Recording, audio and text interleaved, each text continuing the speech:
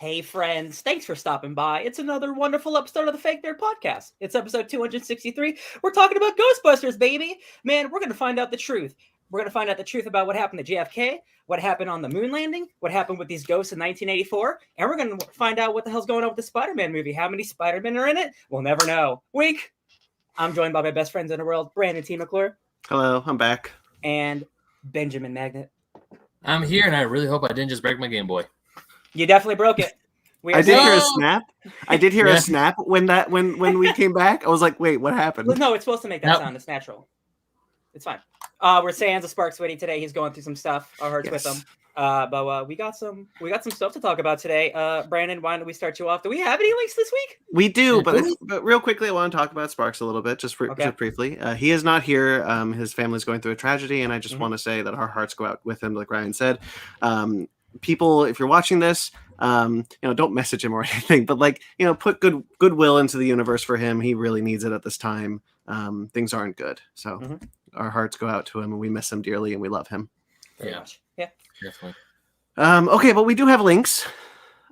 We have actually two links on accident because I didn't take out your downright annoyed link, which I put in before the show starts. That's okay. Well, I didn't do it this week, so that's okay.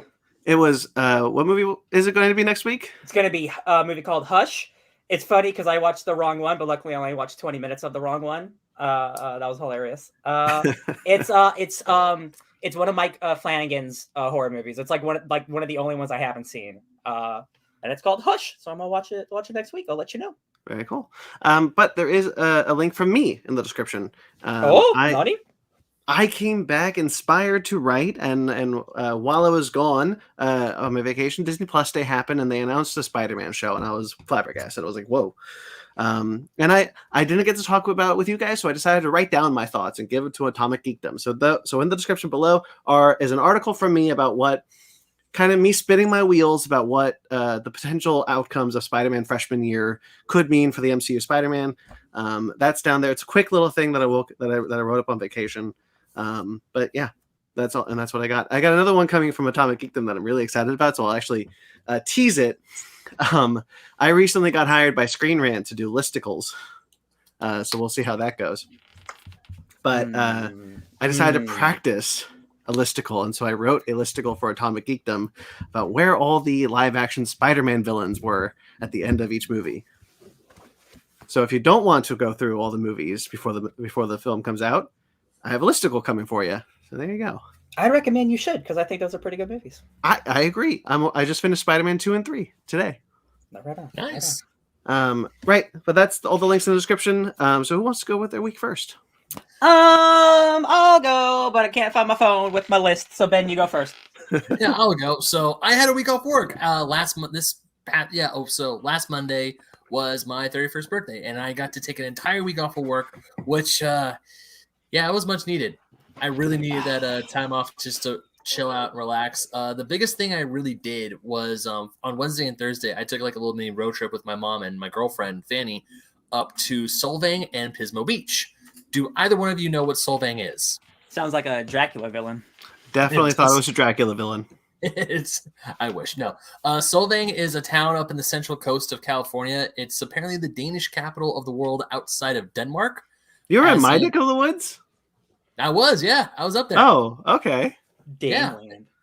Yeah. So essentially the whole town is based off of a Danish village. It looks like a Danish village, and it was really cool. There's Danish food for breakfast. I had Danish pancakes, which were delicious. I had these little. What makes them Danish, Ben? What makes them Danish? They're really big and they're really thin. My brother used to make them. They're delicious. Yeah, and also because his dad is Danish, so he passed down his recipe. We called them puff pancakes. They're great. They're great. I had mine with warm cinnamon apples and whipped cream. Mm-hmm. Oh man, it was so good. Dude, I don't eat apples enough, but a warm cinnamon apple just got my mouth watered. Oh my god. It's definitely worth the 4-hour drive up north. Besides that, also we had something called Able Skeevers. And Able Skeevers are really good. So same thing. Wait, what? By that much. What did Ryan say? I didn't hear it. I said bless you. Very funny. Would you eat a bumble snatch? What? So Able Skeevers are kind of like these do you guys know what takoyaki balls are? No. Okay, so takoyaki balls are battered balls with octopus inside of them. And Okay. Yeah, now fried. I do. Yes, we serve those at work. Yes. Think that, except with no octopus, and it's like pancake batter into these. It's like these fluffy little balls, and what makes them really delicious is they put raspberry jam and powdered sugar on top. Sounds like almost like a donut hole, almost. Kind of, but it's a much bigger donut hole, and it tastes more like a pancake. Yeah, and it tastes more like a pancake than it does a donut hole. So yeah, we had some able skeevers. Then we went to Pismo Beach. We walked across the beach, and it was awesome because when we walked up, because we went at low tide and the water was like 200 yards away from the shore. It was amazing. And as far as it was, a bunch of, because I've only been to Pismo Beach once in my life, and I don't remember it very well because I was very little. This time I didn't realize, because we're walking up on the beach and I see these things in the water. I'm like, oh, what's that? They're like full-size clams. They're clams littered all throughout the beach.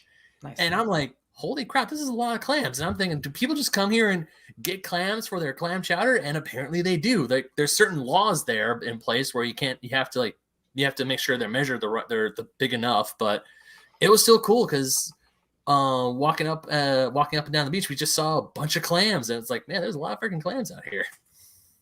Clams, a lot of clams. Yeah, it was a lot of clams. Also walked into some sea caves that were really cool.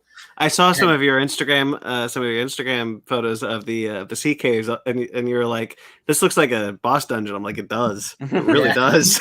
Like, you just like can see, it's like, this is definitely a dungeon in a Final Fantasy game. I want to go in it, but there's actually an end there. It only goes in a certain way. There's not like an expansive network of caves in there, but that I know of. Yeah, but going in, it looks really cool. Although the one thing that kind of hurt my soul a little bit is throughout the years, people would carve their names into the rocks, kind of like how people would carve their names and initials into trees. Yeah. I don't think it's the same, though, if I'm being honest, because rocks aren't alive. Yeah, very true, very true.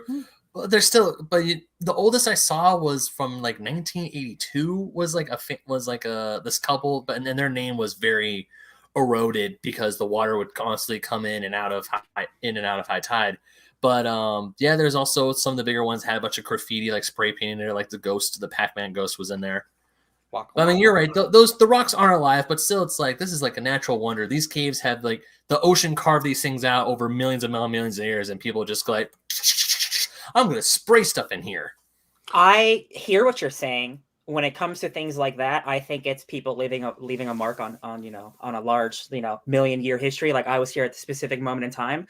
When I walk by cement and it's like, yo, I wrote my name in here in 1985. I think that's awesome. That's a time capsule. I always find writing like that incredibly cool. I don't like if it's graffiti on like a beautiful building or something. When it's in like a rock somewhere, I'm like, yo, that's cool. That'll be there forever. I was about to say. I also agree, because what you're doing is you're preserving your name to history. And 100 or so years from now, someone's going to come by, if that thing is still around. But like, someone's going to come by and see your name and wonder who you were. And I think that's beautiful in a way. I walk by somebody in the cement at my apartment wrote "F you," and I walk by it every day, and it'll always be there, and I love it. You know what? I didn't think of it like that. I like that perspective. That's a neat little perspective. I like that. Mm-hmm. So F you. Although graffiti on houses and stuff. That's bad. No, but then I remember that I was taking a trip somewhere. I think I was over in San Luis Obispo. There's this one beach in San Luis Obispo that had this giant rock in just like smack dab in the middle of the beach. But it was this type of rock that just with the slightest touch, you can like dig something in and like carve your name in. And it's like this naturally eroding rock. And it's like, this thing's not going to be here for thousands upon thousands of years. This thing's probably going to be here for like maybe 100, give or take. But those rocks, I mean, I would be lying if I found a good space and I had a tool with me, I'd probably chisel my name in there too. There you go. That's extra effort, though. Yeah, I'm a Sharpie kind of guy. But you're right, because there were people who put their names in like 1992, 2003, 2007. It's like, who were these people and what were they here for? You know what, Ben? You're talking about them. Look at that! You're you keeping their name alive. But yeah, walking through sea caves is really cool. We also found out my mom's a really good photographer because she was taking some kick-ass pictures of me and Fanny in the caves, which was like, that's awesome. Wow, go mom. And yeah, besides that, Pismo Beach was awesome. We did some zip lining in Santa Margarita, which is about half an hour north of San Luis Obispo. and we went over some of the vineyards there, and it's absolutely gorgeous. It was awesome. It was so much fun. I don't know if you guys have ever been ziplining before. I forget. I don't know if one of us has a fear of heights, because if you have a fear of heights, don't do it, because you're up there like 90 feet in the air. I call it God's cruel joke that the 6'5" guy is scared of heights. That is a cruel joke. But it was absolutely gorgeous. It was a fun time. And then afterwards we went wine tasting, and I finally found some wine I actually like, because I'm not a wine guy. I don't like drinking wine. And all of a sudden I'm there at this winery in Santa Margarita. I'm like, you know what?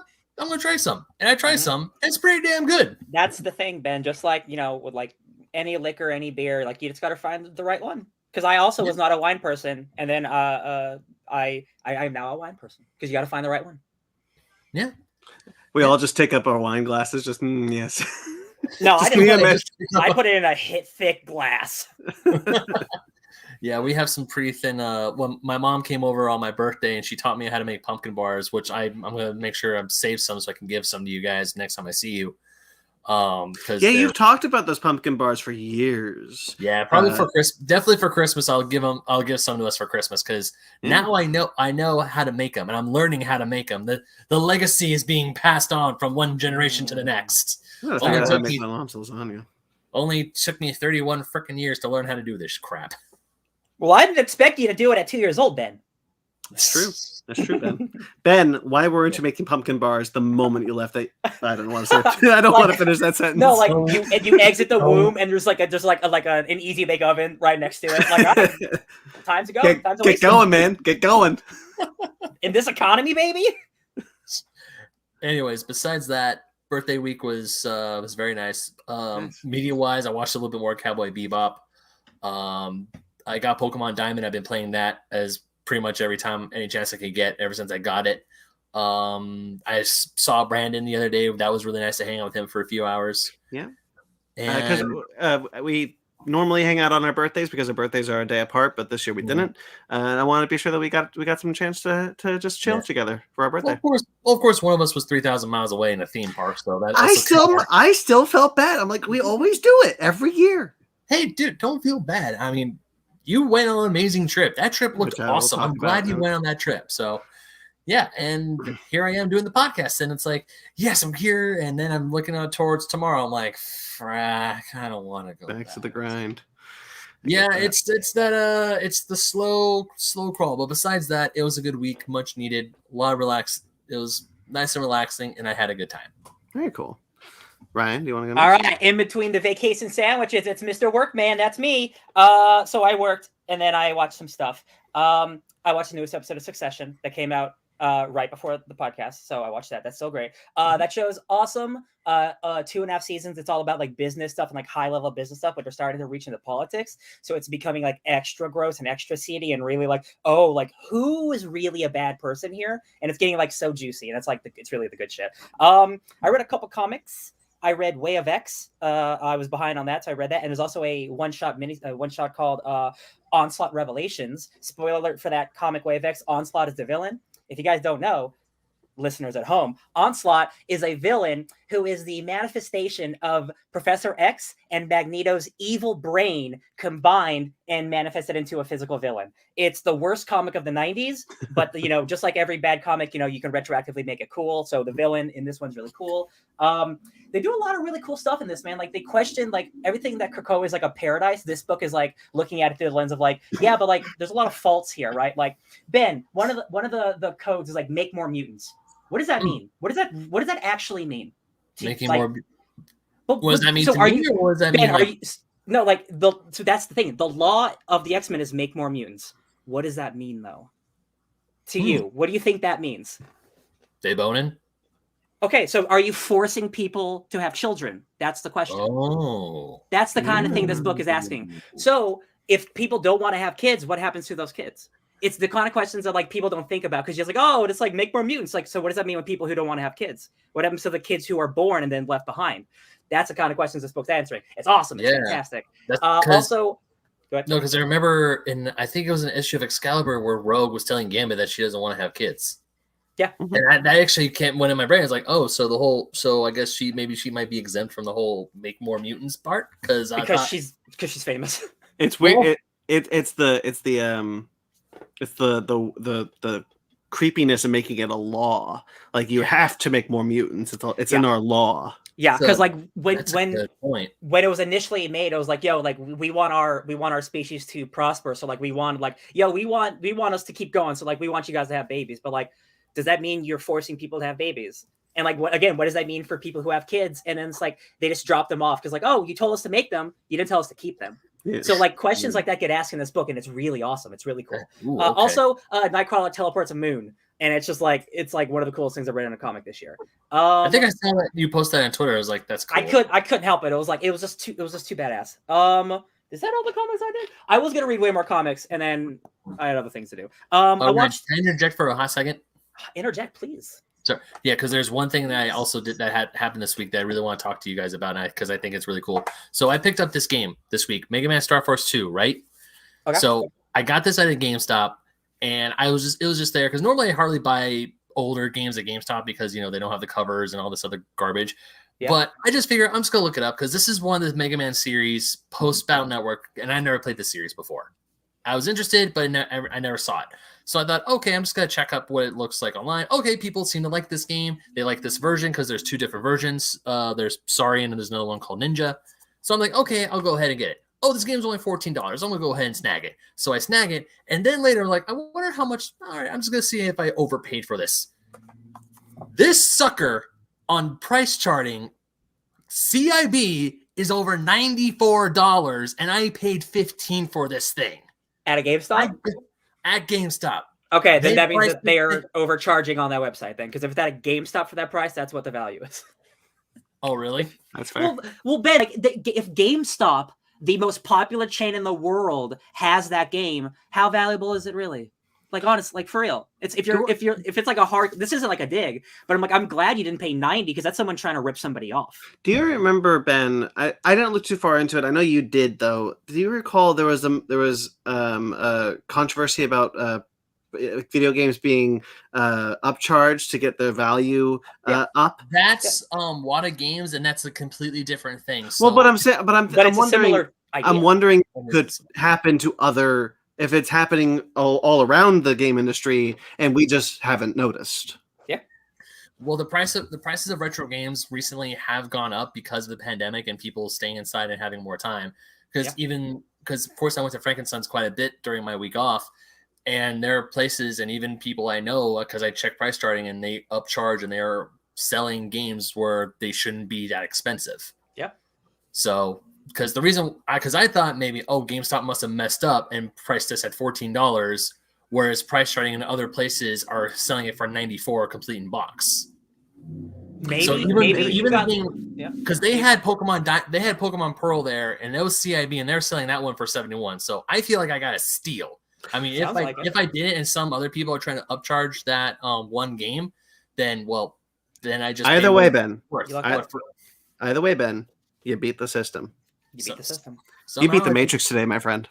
Well, you beat the system by actually going through like a corporate, like GameStop, which is one of the worst companies. But you won either way. You still win. You won. You get the game. You win. Power to the players. Yeah, I got the game. So yeah, that for me, I was like, holy shit. I'm glad you didn't pay $90 for that. Me too. I watched $90 for that thing. No, I don't know. I watched a documentary on HBO called Woodstock '99. You guys heard about Woodstock, I'm sure, from the '60s. It's like the hippie dippy music festival that's like had hundreds of thousands of people and like Jimi Hendrix and all these cool people. Mm-hmm. The creators of that wanted to do that again in the '90s.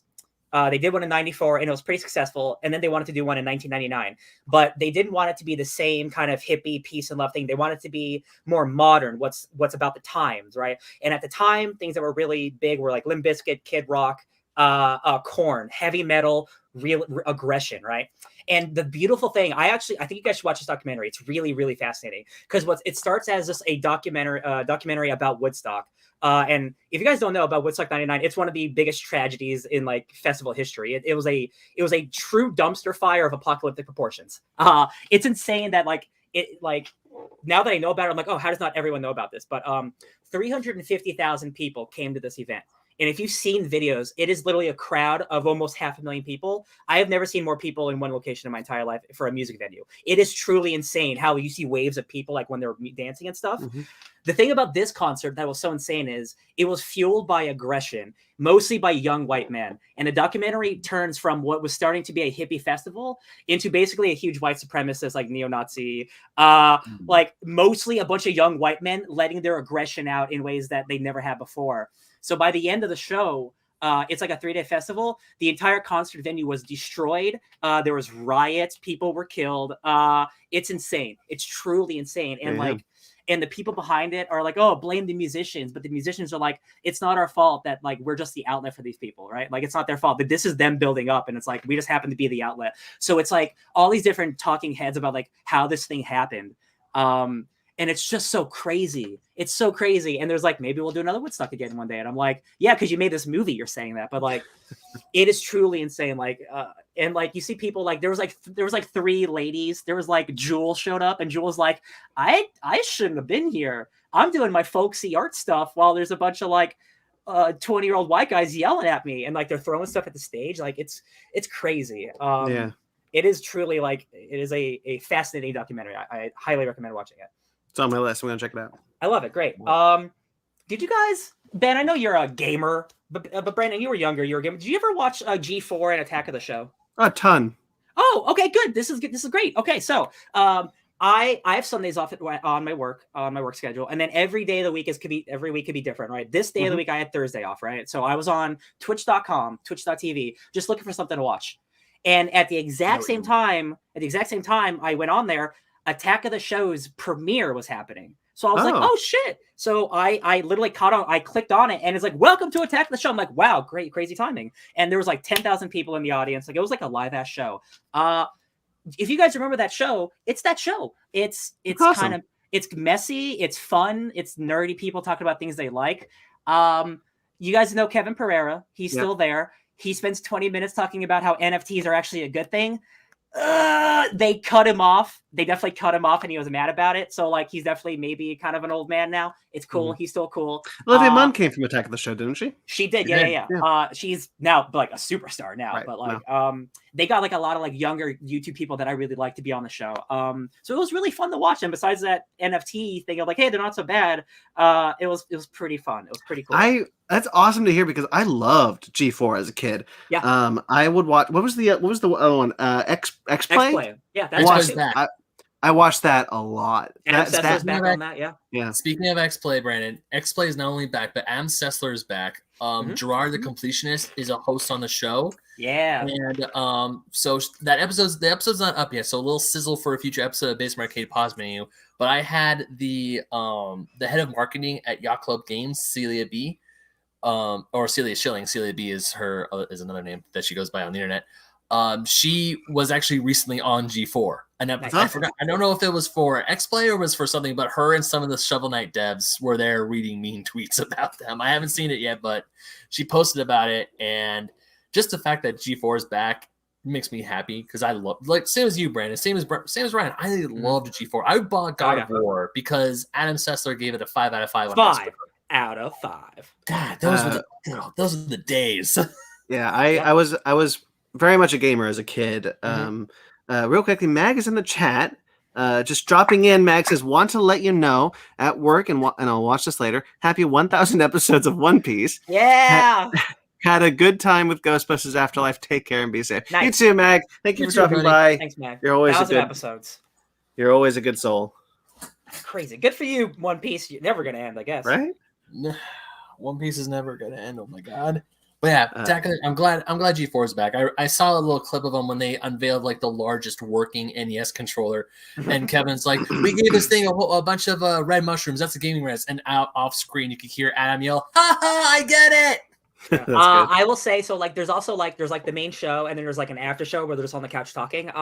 It definitely feels like Kevin Pereira is like the dad of the group, and they nicely make fun of him, and there's like a nice rapport there. So like I think the show is going to be good and fun. So like if you're looking for like a nerdy variety show, it's back, and it seems to be as good as ever. That's awesome. Yeah, it was definitely very messy, but like they were like, "Wow, this is a piece of shit, isn't it?" Like, you know, kind of like joking with the audience because like it was their first show. It's live. Yeah. You know, it is going to be live on Twitch and like go after on YouTube, so it's not going to be like its own TV thing anymore. So you gotta search for it if you want it. They are on cable though. The good news is they are back on cable. Oh, they are. They are. Yeah. Oh, I didn't know that. Yeah, there's an actual G4 the channel. The cable channel is back, but they are doing stuff on YouTube. I think they're more focusing on online stuff because they had this definitely where you can watch G4 stuff. They were definitely like Twitch was like they were focusing on Twitch, like being live on Twitch.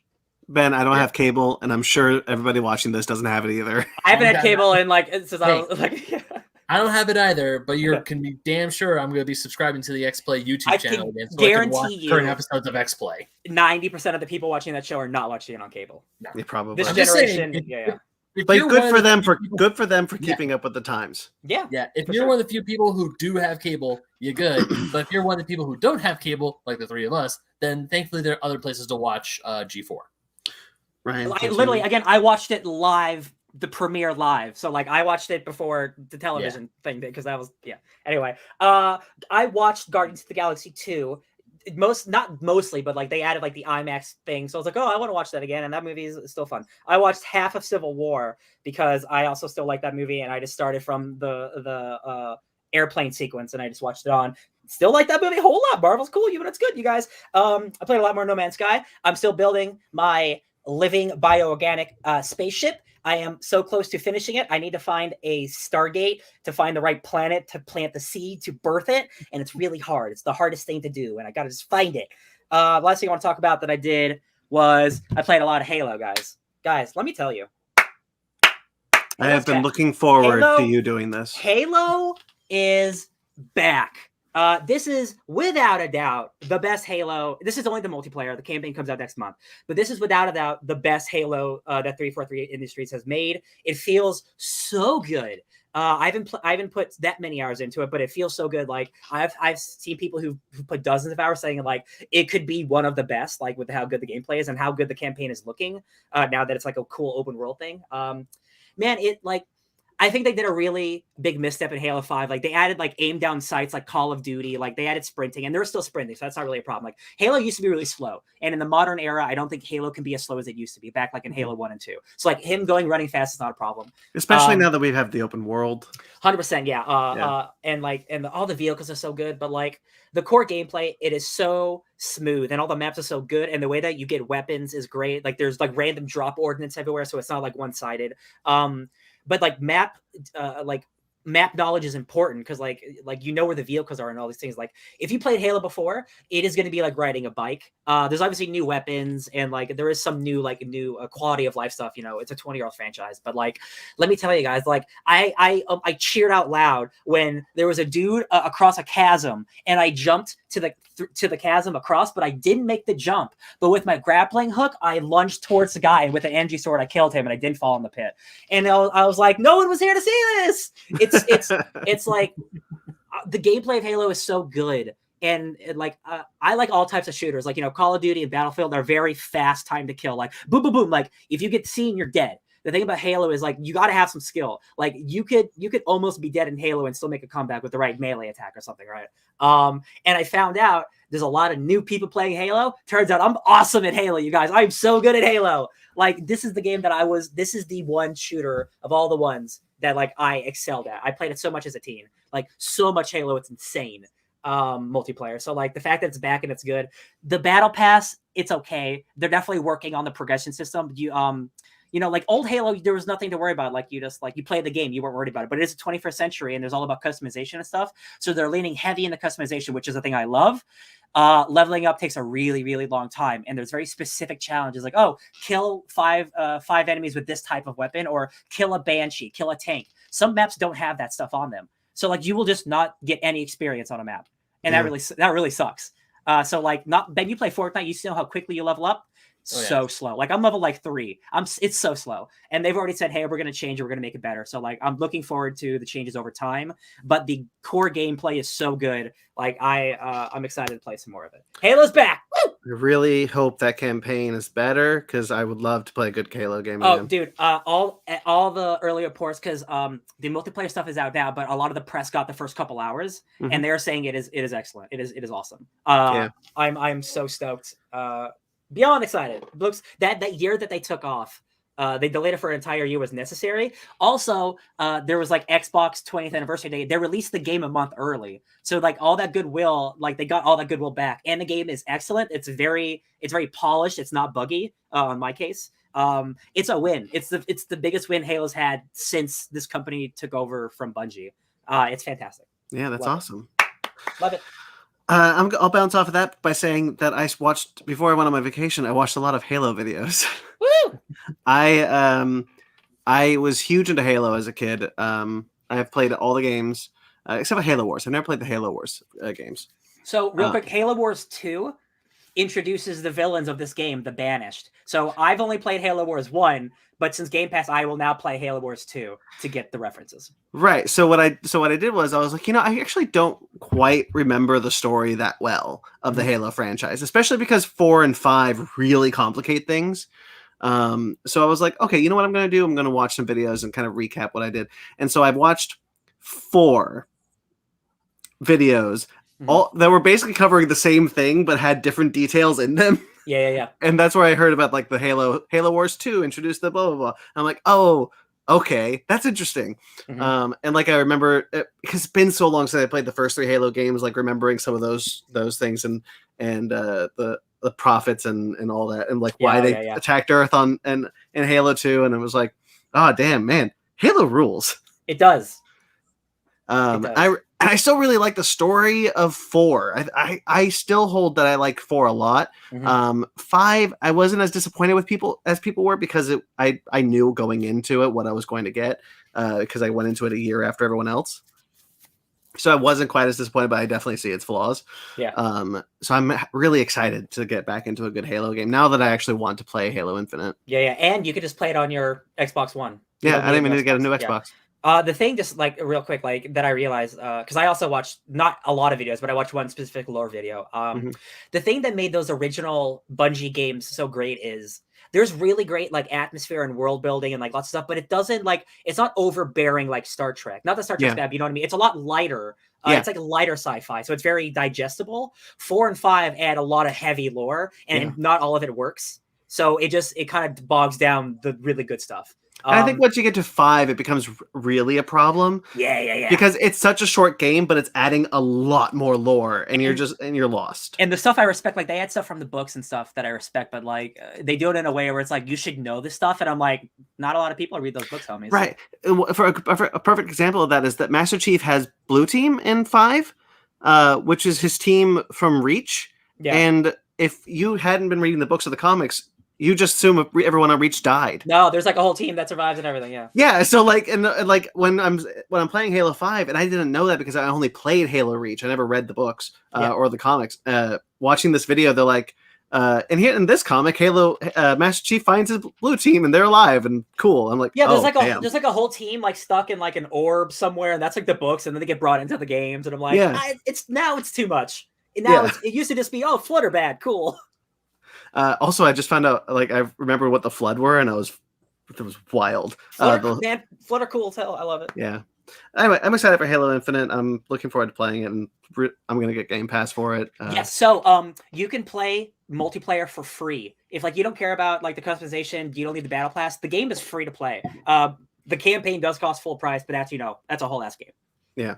I might start playing the multiplayer. I don't know. I want to get through Guardians of the Galaxy again first. I've also been itching a little bit. Yeah. Yeah. I did restart it before I left, but I haven't picked it up since. It's why I watched Guardians of the Galaxy 2. So I'm like, I like those guys enough. Yeah. But I went on a vacation last week. The reason why I wasn't on here is because for my 30th birthday, we were supposed to go to Orlando. My fiance and I were supposed to go to Orlando, and we because Ben and I and a group of people would often go to Universal Studios for our birthdays, because Ben and I's birthday is our day apart. Started as just the two of us, then we expand. Sometimes Sparks joins in because his birthday is close to ours as well.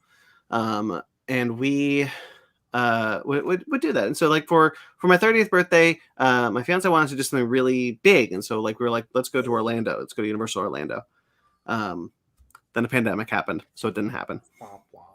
So for our 31st birthday, we decided to go to Orlando, and so we went to Universal Studios, both of their parks, Islands of Adventure and Universal Studios, and so much better than our park, guys. Yeah. It is so much better than our Universal Studios. For one, they're allowed to have roller coasters, and we're not. I'll get to some of my favorite attractions in a minute, but we also did Walt Disney World. We spent only an hour at Magic Kingdom, so I couldn't say much about Magic Kingdom, except that their Space Mountain is ass. Their Space Mountain is terrible. Take that. It was Ass the Mountain. Ass Mountain, exactly. And we did Hollywood Studios, which had Galaxy's Edge, and a bunch of other things. Right. We didn't spend a lot of time there because it started pouring. Oh. So, guys, we were there, and we were like, it's 10% chance of rain. We'll be fine. 10% chance of rain in California? That's nothing. No rain. No rain. No rain. 10% chance of rain in Orlando means it's pouring the whole day. Florida, man. It's a swamp over there. And so we were, so we couldn't really do a whole lot in Hollywood Studios. And that was a bummer because we didn't bring our jackets. Womp, womp, womp. We did have to buy a poncho. That's the picture of me in a poncho on Instagram. And then we did, let's see, what's the Epcot? We did Epcot. It's fine. Epcot's boring, honestly. It's really old. There's not a lot to do there. Really, Not yet. Not yet. Epcot, yeah, true. There's a lot of cool stuff coming to Epcot, but pretty much like the few times I went to Epcot, I was only excited to go there so I can drink around the world. That was about it. And go to the Japan Pavilion and buy a bunch of stuff out of the Japan store because holy shit, that store is awesome. Yeah, there was a $60 Godzilla shirt. I almost did it, but $60 Godzilla shirt, come on. Yeah. And I went to Animal Kingdom, which I really loved. I'd never been to Walt Disney World before in my life, so this was the first time going to all of these parks. Wow. And it was really great. I really had a great time. Galaxy's Edge, we did all three of the trackless rides that Disney has built so far. If you know anything about Rise of the Resistance, here that's a trackless ride, so it doesn't have a track. It does its own thing. And it's a feat. It's a technological feat of Imagineering, if you will. So they have the Mickey's Runaway Railroad, right? That's what it's called, Ben. Runaway Railway, whatever. Boy. Yeah. That's a trackless ride. That was really cool. Sparks talked about that when he went there a couple weeks ago. And they have a Ratatouille ride at Epcot, which is pretty cool. None of them beat Rise of the Resistance. Rise of the Resistance is incredible. It is pretty cool. It's pretty cool. We were on Rise of the Resistance, and there was a moment that I completely forgot, and it feels like you're falling. It actually feels like you're falling. It's the same. Man. It's the same here. Yeah, it's the same. It's the same ride. Okay. Okay, hold on. Grayson is in the chat. Hi, Grayson. What the dip? Party foul. What's Mr. DNA doing in a Ghostbusters review? Happy to continue catching the show. Listen, you crossing streams or crossing genres, crossing franchises.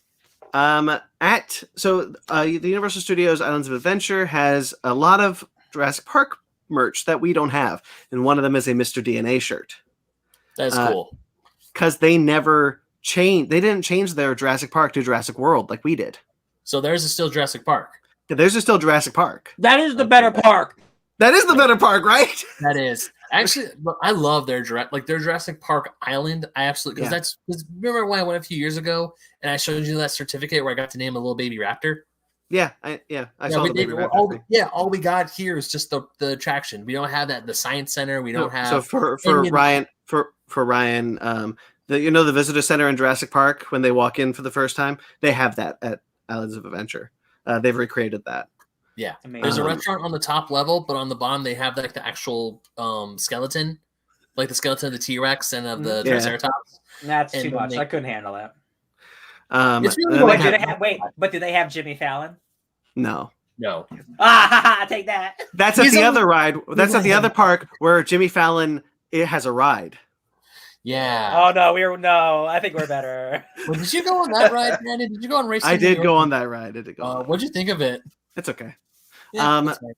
So at Islands of Adventure, they've also built two new roller coasters. One is the Velocicoaster, which is I don't know, go on it. There's too many spins, and you're upside down for too much of that ride. Where I was like, I'm not doing that.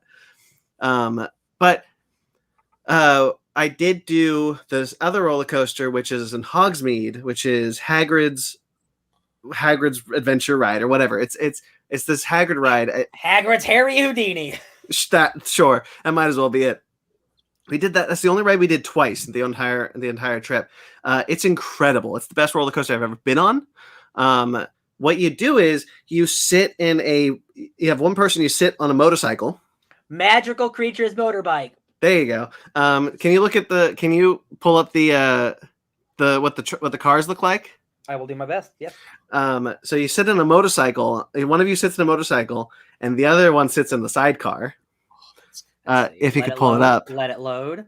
Let it buffer. Let it buffer. I don't think it's gonna. It's not gonna zoom. No. It's not gonna zoom. Oh, I'll make it my background. You just keep talking. Okay. So because one of you is on the motorcycle, it feels like you're moving with it, like you're actually riding the motorcycle, so it feels interactive, even though it's actually just a roller coaster. It's incredible. Cool. It's incredible. Because when I saw you on Friday and you told me that they replaced the Dragon Challenge coaster with the magical motorbike, it kind of made me sad because I loved the Dragon Challenge. Because when you walk through so much better. Well, you didn't ride the Dragon Challenge? I rode the Dragon Challenge 5 times. Screw you. Wait, you? Oh, that's right. Yeah. I'm not kidding. I rode it 5 times. I remember. Yeah. Well, I'd like to because you walk through and you see like the Triwizard Tournament, you see the cup and everything, and you see the Goblet of Fire. And you walk by, you always yell, "Heritage, what's your name in the Goblet of Fire?" But yeah, you're right. I forgot you rode the Dragon. I love the Dragon Challenge, but you know what? I might change my mind if I ever go back to Universal Studios Hollywood. It's awesome. Other than that, we also did the there it is. Look at that. So you see the motorcycle. Oh, that's cool. So you see you're on the motorcycle. It's awesome. Whee! So other than that, we also did the other new Harry Potter ride, which is the Gringotts Escape over in Diagon Alley. Mm-hmm. Fine. It's honestly, I was actually a little disappointed by it, and not because there was a snake, which I was not okay with, but that did hurt its chances with me loving it. But it's just kind of a. I don't know what it's kind of like. Have you guys been on the Harry Potter ride here? Yeah. Kind of like that, but you're in like a roller coaster instead of like. Oh no, I rode the Gringotts ride before. I know what you're talking about. It's okay. I wasn't too crazy about it. The Hagrid ride though, and riding on the Hogwarts Express is really fun. They have a little show during the Hogwarts Express. Is there a big dragon that breathes fire? That is pretty cool. Yeah. That's real. It's like every 15 minutes you can hear anywhere in Diagon Alley, you hear this guttural growl, and then the dragon will breathe fire on top of Gringotts. It's really cool. Yeah, it's pretty cool. That's pretty sick. We also watched they have a show at Diagon Alley where they do like the Helga Hufflepuffs of the whatevers. No, what's it called? Tales of the Beetle and the Bard. Tales of the Beetle and the Bard. They do like the Three Brothers story. They have like the puppets from that story in the movie. Okay. Yeah, it's pretty cool. They got like the expensive wand shit with the stuff too, right? Yeah. Cool. Zara bought a wand. But at Hollywood Studios and Walt Disney World, I decided to put my real quickly, Grayson's in the chat again. Of course there's a real dragon there. My mom only needed 250 ones. Oh my god. I decided to put my name into the wait list for building a lightsaber at Savvy's Workshop. I've been trying to do that for a while now at our park, and so I had some birthday money, and I was like, whatever. That's probably not going to happen. And then they called me, and I was like, oh my god, I can do this.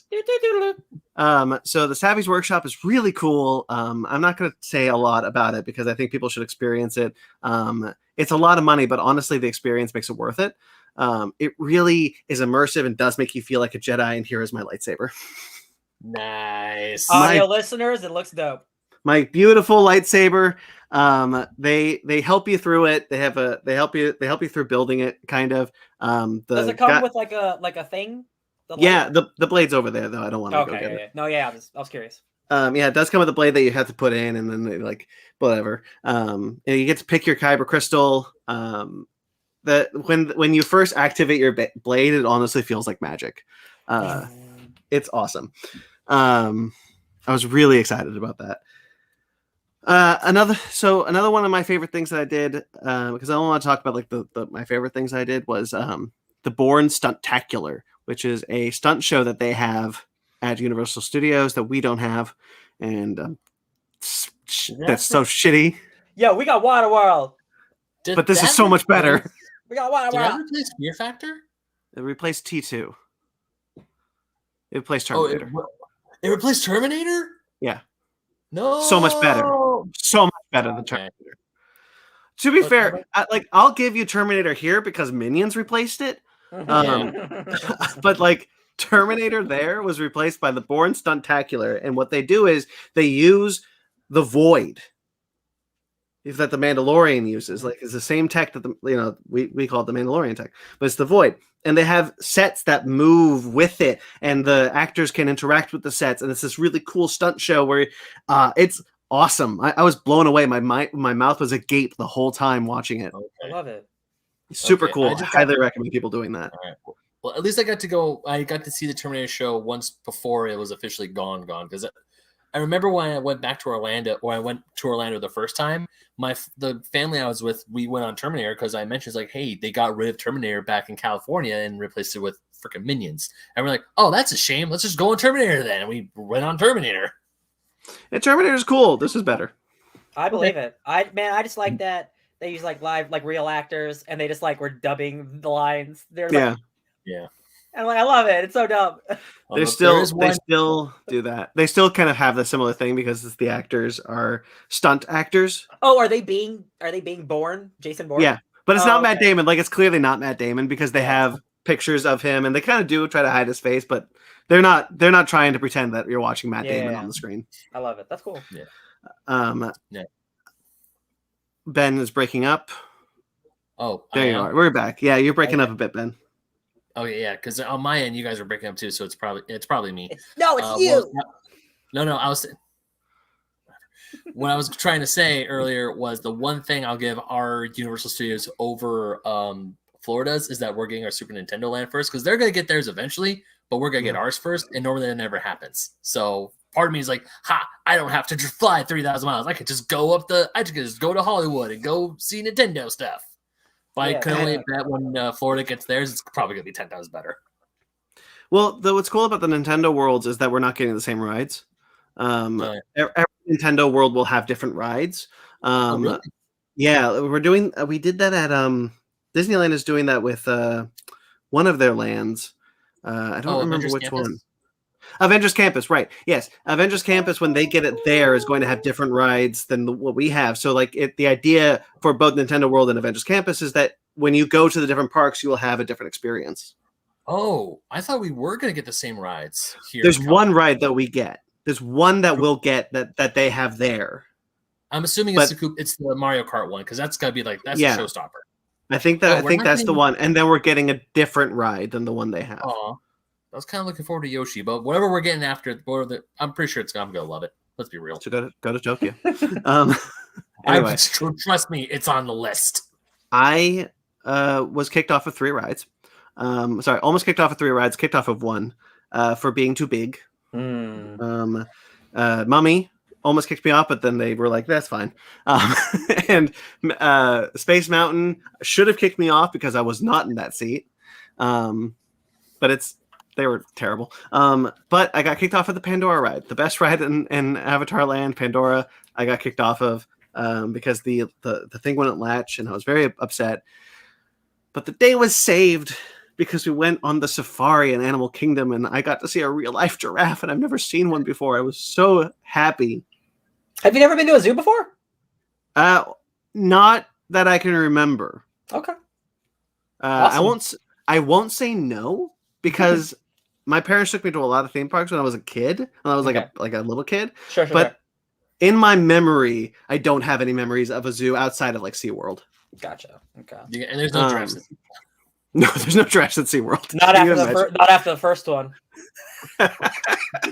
One and done, baby. Yeah, that's what I learned. Did you see any of them do their crazy neck thing when they're like, whoop-ah! Oh, when they're fighting? No, I didn't see any of them fighting. So Safari Ride is really cool because you actually see the animals in what is basically their natural habitat. There's no like gates or anything like that. It's just them wandering freely. I got close enough to touch a baby white rhino. You're not supposed to. I wanted to. And it was adorable. The giraffes were awesome. They're my favorite animals. I was so excited to see them. I saw gorillas, the thickest crocodile you've ever seen in your life. Yeah. And they have a ride there of the movie Dinosaur, which is shocking. That anybody remembers that movie. I love that ride. I absolutely adore it. It's a good ride. It's basically Indiana Jones. Yeah, it's Indiana Jones. It's the exact same ride style as Indiana Jones, but with dinosaurs. What's the boulder? Like a Carnotaurus? Yeah, I think that's it. That makes sense. It's the one with the horns. It's a smaller T-Rex, but with the horns on it. Carnosaurus. Yeah. So they it's great time. I had a wonderful time. I'm really excited I got to do it. Hell yeah, I'm glad. I don't really want to say I don't want to take up too much time just talking about that. But I loved it. Happy to be home though. I'm sick. I got sick in Orlando. It's unfortunate. Came back Floridians. Yeah, came back with a ton of souvenirs that I will probably show off on my Instagram stories. So yeah, how's that food blog coming along for you? Oh yeah, Blandon. Why Blandon? My fiance she has a food blog Instagram, and so she'll take pictures of drinks or food or whatever. Sometimes but a lot of times she'll take pictures of drinks because she's also marketing the reusable cup cozies that she makes for her Crafted by Z business. Link in the description to buy some masks. Thanks for that. So I pretended to take a picture of my drink, of my hot chocolate, and I was like, I should start a food blog, and we came up with the idea of calling it, instead of Brandon, Blandon, because I'm super bland. So I would take pictures of like popcorn, #Blandon, hot chocolate, #Blandon. Fun. I had a good time. Ran that joke into the ground. All right. Listen, it's what it says it is. Right? Blandon. Like, man, that's just a cup of coffee. That's just a cup of hot chocolate, all right. That's just a no bucket of popcorn. No sprinkles. No whipped cream. I would be, if Brandon, when you and I go to Universal when Super Nintendo Land opens and you don't bring back Blandon, I'm going to be a little upset. I'm not going to do it again. The joke is done. The joke is done. Man. A piece of toast. There was one where I had like a pork belly glazed in chocolate sauce with the white chocolate with fries, and I was like, "It's too fancy for Blandon." I got fries. Sounds pretty fancy. No, that sounded. You said some big words there. We had to. So they tore down our Hard Rock Cafe in Universal City Walk. Their City Walk is so much better, by the way. At Universal City Walk, and are currently building for the past 3 years a Toothsome, which is a chocolate restaurant but they don't just do chocolate though. We got to go there for my birthday dinner. It was really good. See, Brandon, they might have the better theme park, but it's also in Florida. It's also in Florida. So who really wins here? Yeah. The thickest crocodile in the world wins. I don't need it to be in California. I'm happy here. No cops here. Yeah, I had a great time though. I'm really excited. I can't wait till I can go back. I hope it's not another 10 years. All right. Love it. But I did do some things when I got home. Like I said, I was sick, so I didn't do a whole lot, so I don't want to talk too much about it. I read a comic book, one comic book. I read one comic book. Woo! On the plane, I read my copy of the autobiography of Jean-Luc Picard. I'm going through that again. I'm about halfway done, so I'll talk about that when I'm done. But I read The Dark Knights of Steel by Tom Taylor and art by Ivan. Oh, did I? Ivan? I think I missed that one. Shit. I think I forgot the artist's name. I'm so sorry. It's okay. You're good. Awesome. I really liked the first issue. I like Tom Taylor in general, but I definitely wanted to be like, I just wanted to check this one out real quick. It's super cool. I really liked it. It's the DC universe in medieval times. Kind of ticking a lot of boxes for me. Tick, tick, boom. I watched the first episode of Star Trek Discovery came out this week.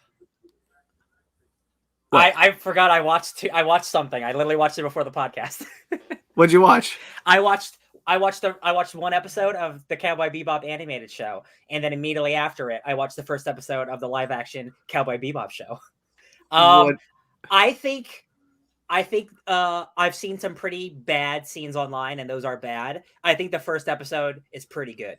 I think it's fun, but I've also seen that like the director of the first episode is like a really high class like director who's done like a lot of the Netflix shows and like HBO stuff, and then the rest of the season is not him anymore. So I could see where some of the bad stuff comes in, but this first episode, I think it's cool. It does not need to be an hour long. I definitely feel the length in the first episode already, but everybody's bringing it, and I won't say it works all the time, but it does feel like a live action anime that does work. I question how long it could last, considering again the hour I think is a problem. That's more along the lines of what some of like the critics that I'm like I agree with these critics, I agree with that critic. That's more along the lines of what I've heard. Yeah.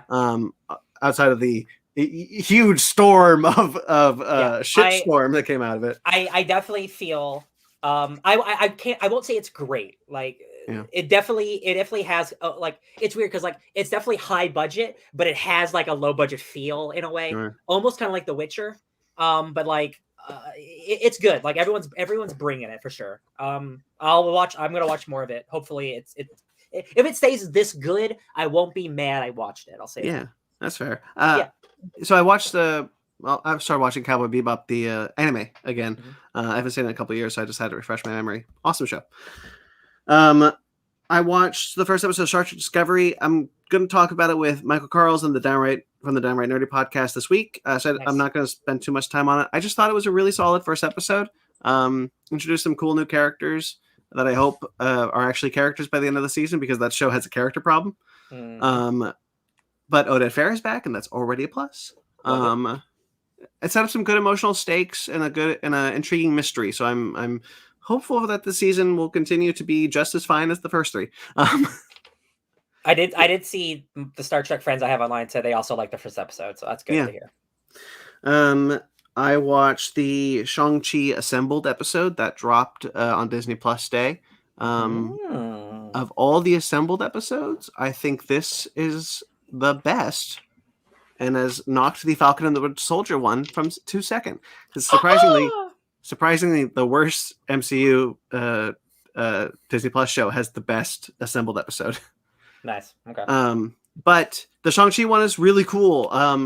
It really feels like Simu Liu was trying to guide it on his own, to try to be like, we got to talk about the stunt people, we got to talk about the pandemic, we got to talk about the effects, we got to talk about blah blah blah. And like you feel like he had a passion for making this as candid and nuanced as he possibly could, while still, they're all Disney puff pieces, but this didn't feel like it was. It really felt like you were watching a proper documentary about a movie. Nice. I really liked it. I if you like that movie, I recommend that assembled episode. I did not watch that, but I did watch the Corridor Crew special effects breakdown with its special effects supervisor. That's also worth a watch if you want to see how cool all that bus shit was made and stuff. Yeah, I saw that too. That was really neat. I also saw the Dune episode, and that was fun. Yeah, the Spice was float. I also watched all 5 episodes are out. I don't think that's the whole season, but 5 episodes of Jeff Goldblum, The World According to Jeff Goldblum, are out on Disney Plus. They dropped for Disney Plus Day. I talked about that show when I finished season 1. I really like that show. It's one of my favorite shows, bar none. Jeff Goldblum is super charismatic to watch, and he brings this kind of childlike wonder to science that I think is really refreshing. He looks at a dog and he's like, what's the scientific explanation for why we like that dog? Why do we like cute things? What's the scientific explanation for why we like to be afraid or like magic? And he like talks to Penn and Teller. Penn looking very old, but very good for his age. Teller also, like they look really good for their age. Is Penn the one who doesn't talk, or Because Teller is the one who doesn't talk. Teller's the one. Okay, yeah, because I know who they are. Because I sometimes would catch their show like Fool Us, Penn Teller Fool Us. Mm-hmm. I literally watched some of that like on YouTube like a couple days ago. Yeah, I love that. Yeah, so because I was just like, I know who you're talking about, but I forgot who was who. Yeah, I wouldn't have recognized Penn. He doesn't look anything like he used to. Yeah, he's thinned himself out. Yeah. Yeah, he looks good though. Yeah. Well done.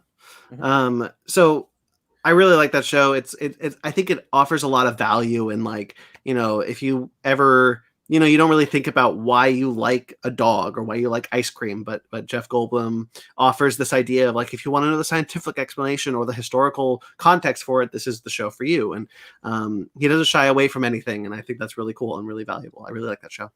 Love it. And I am done. That's it. Cool. Shall we get into our bread and butter then? Let's do it. Yum, yum, yum, in my I tongue. believe we shall.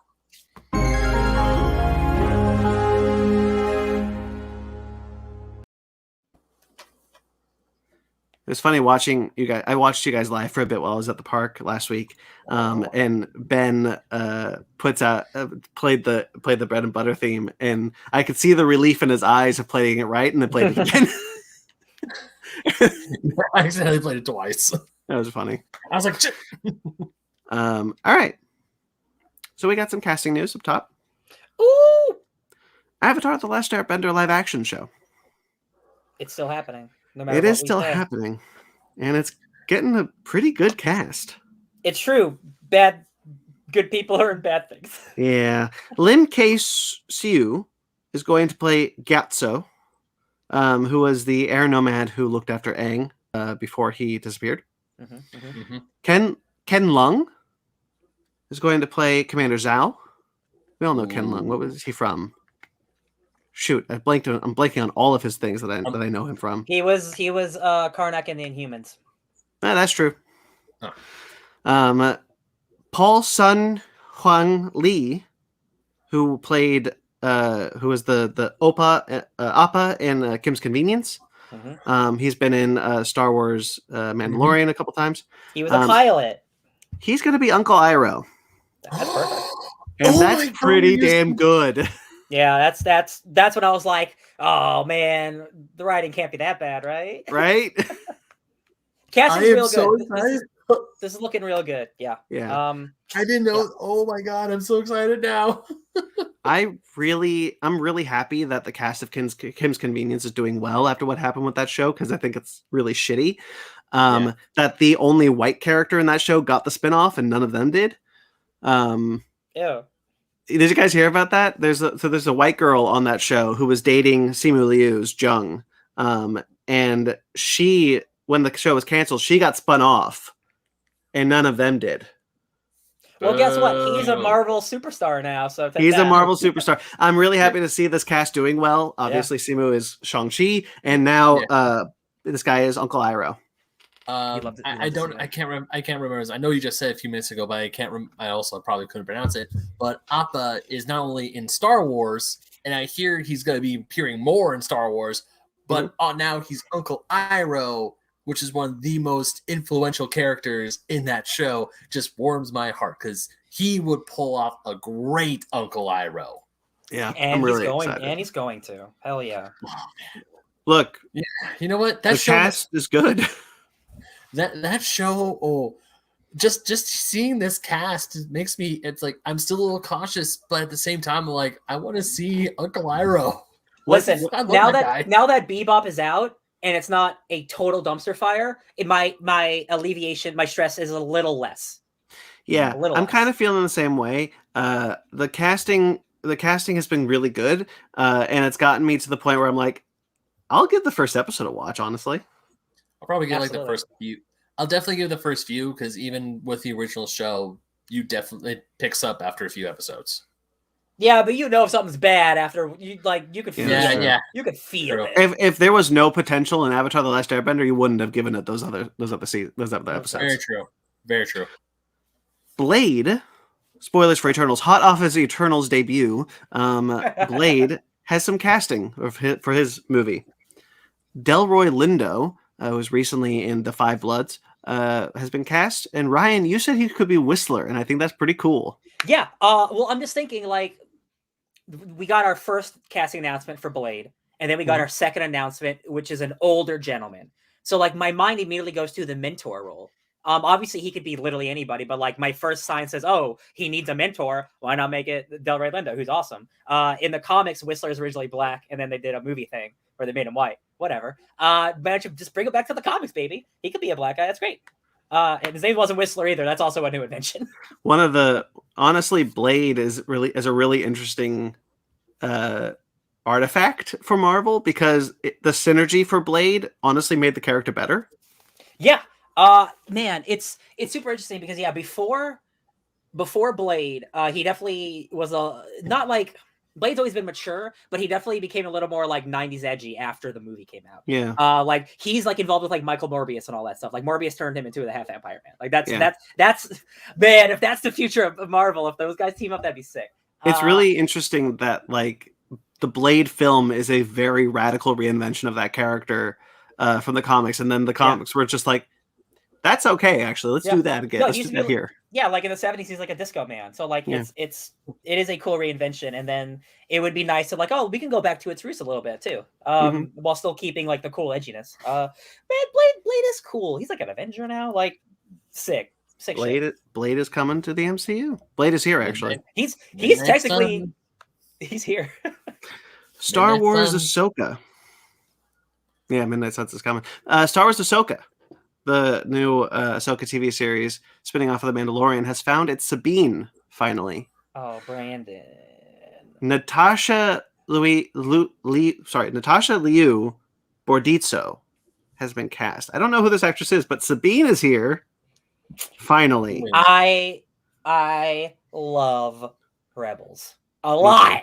Me too. It's just really cool. It's really cool. I'm really excited. I know there's some talk about like, is this the best casting for this character and stuff like that. I'm like, I'm not one to say, honestly. I'm just, man, I love Rebels. That's like my favorite like animated Star Wars thing. So like the fact that like it's coming to fruition, like Thrawn stuff's probably gonna happen. Like all this shit maybe is like Ezra, like it's cool. Well, we have rumors. We didn't bring this up because these were rumors, but and they still haven't been corroborated by any like official source. But supposedly the kid who played Aladdin in the Guy Ritchie film is Ezra. Yes, that was and he honestly looks perfect, which makes sense. Also give that guy work. That'd be nice. Yeah, seriously. And like there's talk about like Lars Mikkelsen coming back to play Thrawn in live action. That'd be perfect. He's old and perfect. His voice is everything. Yeah. I think it's Star Wars Ahsoka became that whatever that Rebels sequel series was going to be. I think this is it. It makes sense. It's so crazy because like, you know, I don't know if I initially would say I want my Rebels sequel to be live action, but you know, it's happening. We're here, and like after Mandalorian, I'm like, oh man, it's a reality now. So like, it's really cool, man. At this point, I'm just happy to see these characters again. Absolutely, yeah. Just waiting for that Tamora Morrison coming back as Captain Rex. Keep the dream alive. Let's do it. I want it. I need it. I need Tamora Morrison and that beard. All right. I wonder. I wonder. He's got to be, right? No, I want it to be. I just don't know if that's one too many for them. You know what I mean?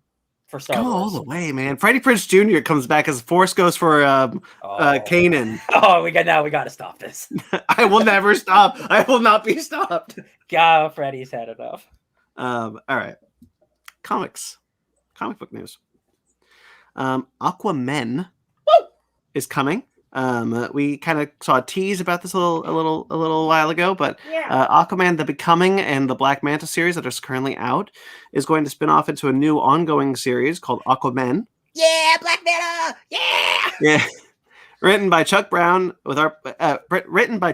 and Brandon Thomas with art by Sami Basri. Yeah.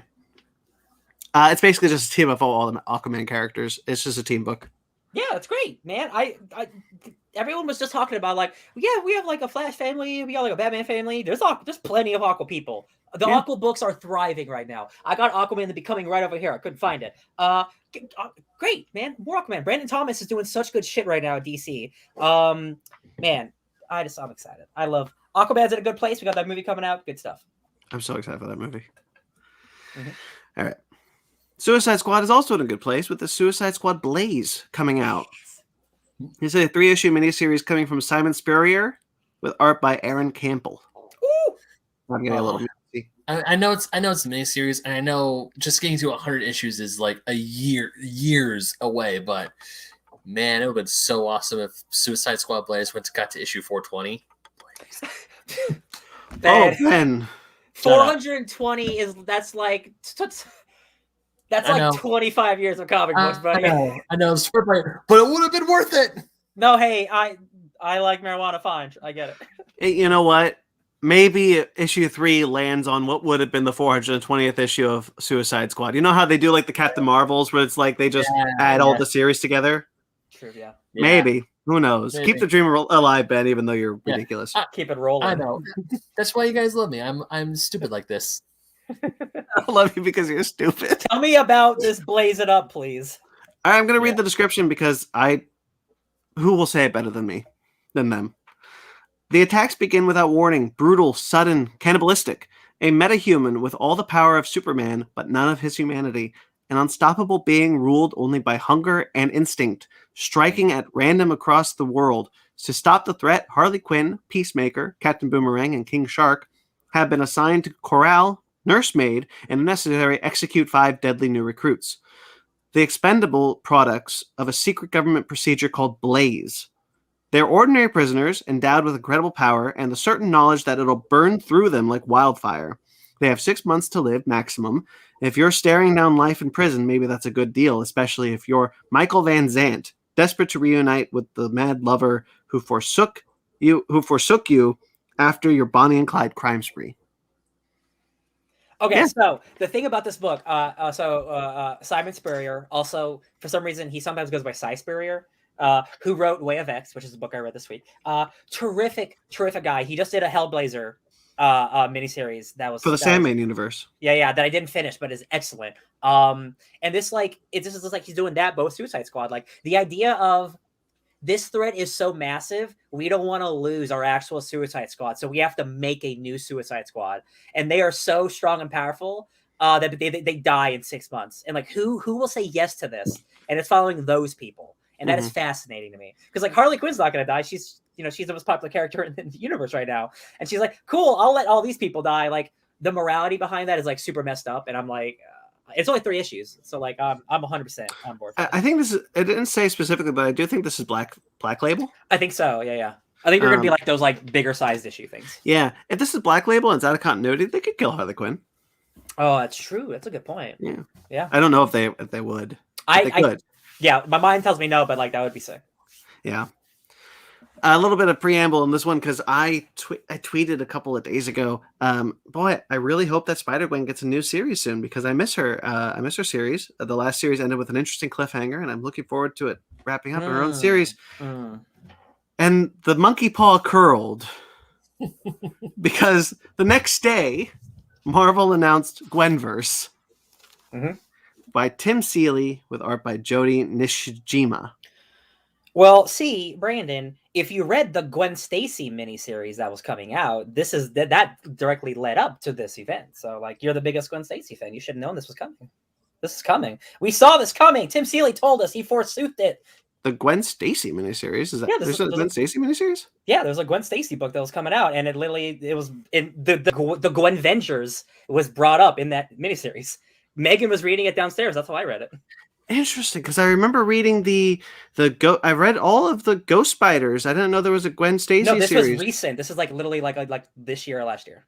I'll have to look that up. I'm sorry, I missed that. No, it's okay. I thought I caught it all. No, this is it's just Gwen Stacy as a lady, so it's just a regular story.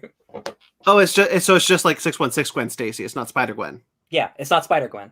Oh, okay. But that's the point is that leads into this story. So this has been already led up. Got it. Okay. Well, this is Spider-Gwen going through this Tim Seeley series. This is going to be a 5-issue miniseries. I want the story I want is the one that continues off of where she's been kicked off of her 65 by Sue and Johnny Storm, and so she comes back to her 65 to save the Bodega Bandit because he needs it. I miss that. I miss her 65 a lot. Yeah. Anyway, but this is the quick synopsis of this one. When Gwen Stacy was bitten by a radioactive spider, she gained arachnid-like superpowers and started a crime-fighting career as Spider-Woman, or as she's affectionately known to her peers, Ghost Spider. She's Ghost Spider in 616.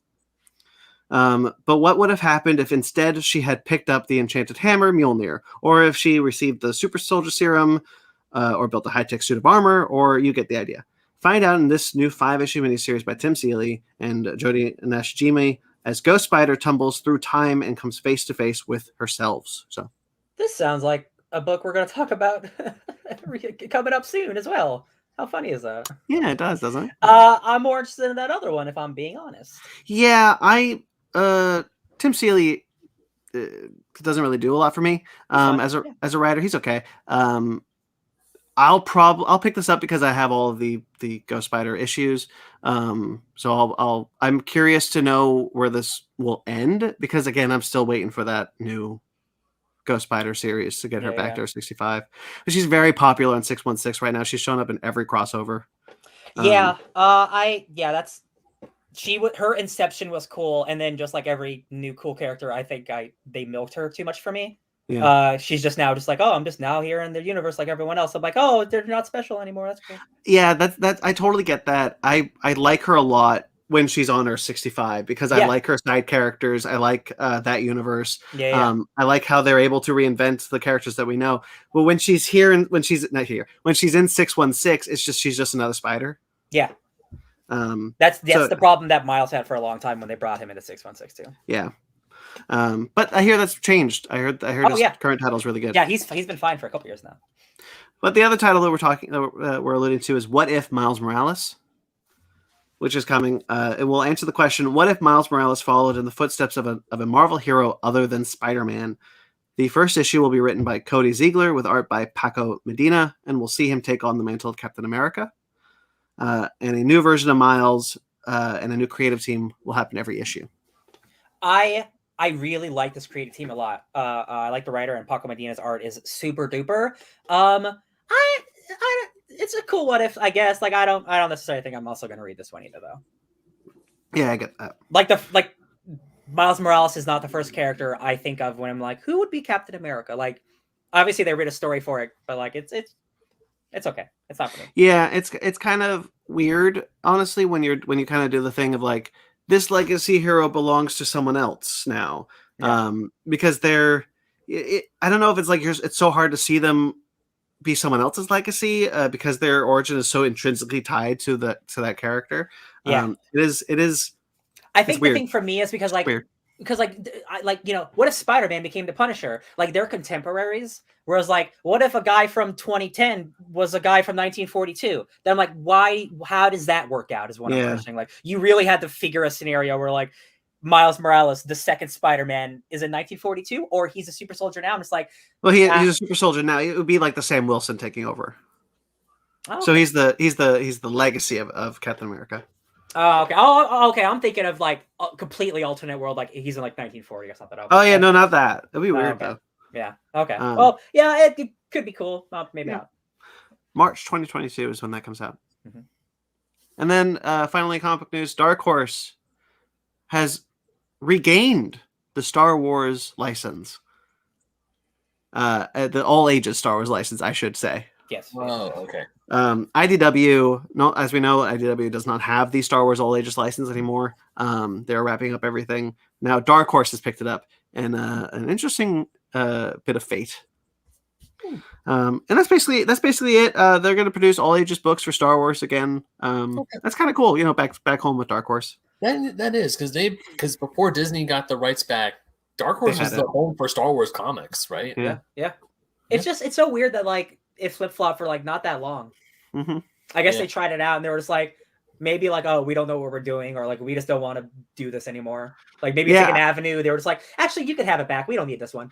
I wonder if they pitched it to them because the IDW contract was running up. Mm-hmm. Because IDW is known for doing kids comics, like they do all ages comics pretty regularly, and Dark Horse doesn't really. Yeah. So I wonder if they saw an opportunity to be like, let's get into the all ages game and let's tell Marvel that we're interested, and maybe we'll get Star Wars and make that a whole thing. Hey man, as long as those books come out and those kids can read them. Yeah. Yep. We could be in a situation where Dark Horse could publish Marvel All Ages books too. Good. More comics, baby. Because IDW was publishing the Marvel characters for All Ages books, right? Yeah, they were publishing the All Ages books for. Yeah, they also they were had like- like the art books too. Yeah. Well, Dark Horse has a lot of because they're the ones who because you can't see it, but they make a bunch of the Zelda encyclopedias and the Mario. No, I was talking. Marvel publishes big, absolute art books from IDW. That okay. Yeah, they're the ones putting out like those like Captain Marvel, like kids books and stuff. Gotcha. Yeah. Okay. All right. Speaking of Marvel, though, Scarlett Johansson is apparently developing a top secret Marvel something. No, she's not. It came from Kevin Feige himself. I'm sure it did.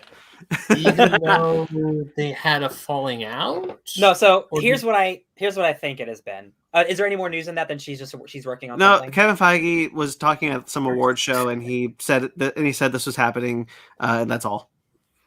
So here's what I think. I think that they want to be in Scarlett's good graces after all this streaming nonsense. Yeah. So they're giving her a bunch of money with an executive producer name on the next Marvel movie. And she's literally going to have nothing to do with it because why would she? Like, seriously, she's an actress. She's not a producer. Like, why would she have any input on the next Ant-Man movie or something? You know, whatever the big Marvel movie is. Like, to me, this seems like straight up, she's an executive producer. The weird thing is that, sorry, I totally blanked, but there was another bit, and he said it was unrelated to Black Widow, and that's why I mean, like, if anything, she would be part Black Widow. Yeah, like I don't understand. Like, you could have just told us she's doing it. We just assumed that you just announced that Yelena Belova was something. Like she's getting a movie or a TV show, and Scarlett Johansson was part of that or some way. And again, like if anything, like you know, when these actors become part of their characters, like they like to get involved with producing and stuff like that. I get that. She's not working on a Black Widow movie. Yeah. Who is the character she's been a part of for 10 years or whatever. So like to me, it seems like throwing her a bone so she stays within a Disney company. So she makes that Tower of Terror movie for them. Like for real. Yeah. Taika's doing that though. Yeah. And he also made the Thor movies for Disney. Really excited for Love and Thunder. Maybe that's the one. That's the one. Taika Waititi is directing Love and Thunder, so Scarlett Johansson's producing it. Hell yeah, get that money, ScarJo. Whatever. Yeah, do that. We talked a bit about it when I said that Epcot. I went to Epcot, but they're getting the Guardians of the Galaxy's Cosmic Rewind, which is a different Guardians of the Galaxy ride that we have here because we changed our Tower of Terror for it. But this is a roller coaster of sorts. Glenn Close, that was revealed to be reprising her role as Nova Prime. Awesome. Ooh, so this is pre-Xandarian destruction. Yeah, but they got like 6 years. Yeah, they got plenty of time. Yeah. They got some time. Cool. Roller coasters are neat. I like roller coasters. Yeah. I like it when actors come back to do a role for their rides, though. I think that's cool. I have no other input on this news. Yeah, neither do I. That's fair. And neither do I. I'm not gonna do this ride for like 10 years. So what do I care? Yeah. I'm never gonna go there. This was actually on here for Sparks, but The Wonderful World of Mickey Mouse, which is a show that he watches. That's the new Mickey Mouse show on Disney Plus. That's been renewed for season 2. So, boy, very cool. It apparently took a while to get renewed for season 2. It's been, I guess, the season has been done for quite a while. So, and then Earthworm Jim is getting a new animated series. What? Hell yeah! Yeah. By Interplay Entertainment Corp, which is an animation company that I've never heard of. That is the name I have not heard in a long time. Hell yeah, man! Earthworm Jim was classic platformer, baby. Very cool. No, he is. Yeah, it's the game is on my Sega Mini, but Earthworm. I loved that show when I was a kid. I loved Earthworm Jim. Good God! All right, they're bringing back Earthworm Jim. Awesome. Hell yeah. All right, we're blowing through this trailers. Good. I got to work in the morning. Yeah. Multiverses. So this looks good. Yeah, like pretty good. All the pieces are there. It is a free to play multiplayer game, so I'm curious how that's going to work out with voice acting. With voice acting, so like compared to the Nicktoons game that came out, this definitely looks so much better than that. It does. It's just super funny that like it's Arya versus like Shaggy. It's just weird. It's just one of those things that like the Nintendo thing makes sense because it's all video game. Like they're all together. That makes sense. It's just weird that like Shaggy goes Ultra Instinct. That's really cool. Yeah. Like they play hard in that meme too during that. The memes are there. Like the care is there. It is 2v2. and like the way that the characters can use each other's abilities seems really cool. This isn't something they're shitting out, which I'm glad. It's HBO characters, so people are like, "So, when Tony Soprano's showing up, baby?" Like, God, like, and like, you know what? That's a thing that could happen. Like, you can play Daenerys against Gandalf. Yeah. Yeah, I think the art style looks good. Yeah, I'm going to bet Harry Potter's going to show up eventually. Oh yeah. Rick and Morty, 100%. Yeah. Are they in it, or is that the? That was leaked a couple weeks ago that they were in it, but they weren't part of the official announcement. Yeah. It looks really interesting. I think the free to play model scares me a little bit, because I'm wondering how, like, are you going to start with just like 4 characters, 2 characters? Like, I wonder what the base free thing is going to be, and how the upgrade system will work. Because again, free to play can be really, really nasty in terms of like gambling stuff and like loot boxes. So I'm hoping it's not one of those cases. But we'll see. Yeah. Especially for a fighting game. Because when they said it was free to play, I got scared, because that can only mean that, hey, I mean, yeah, when new characters get announced, that's DLC packs. I mean, we've seen it before in fighting games all over ever since DLC became a thing.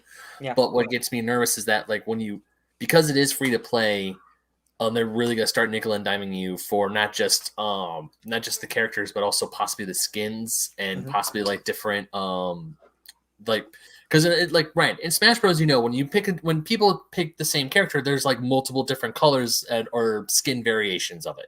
Yeah, that's like half the fun of getting new characters. Like, oh, what are their alternates going to be? But also, you pay $60 and you get all of those. True. Whereas, like, if you get this game, you will have the Batman skin, and if you want the other skins, you will pay money for them. Yeah. One of the things that I was surprised about was how quality the voice acting was. Like, they got the voice actors. They got all the money. Oh yeah. Matthew Lillard comes back as Shaggy. Kevin Conroy as Batman. Tara Strong as Harley Quinn. Like, even Arya is Macy Williams. Yep. Yeah.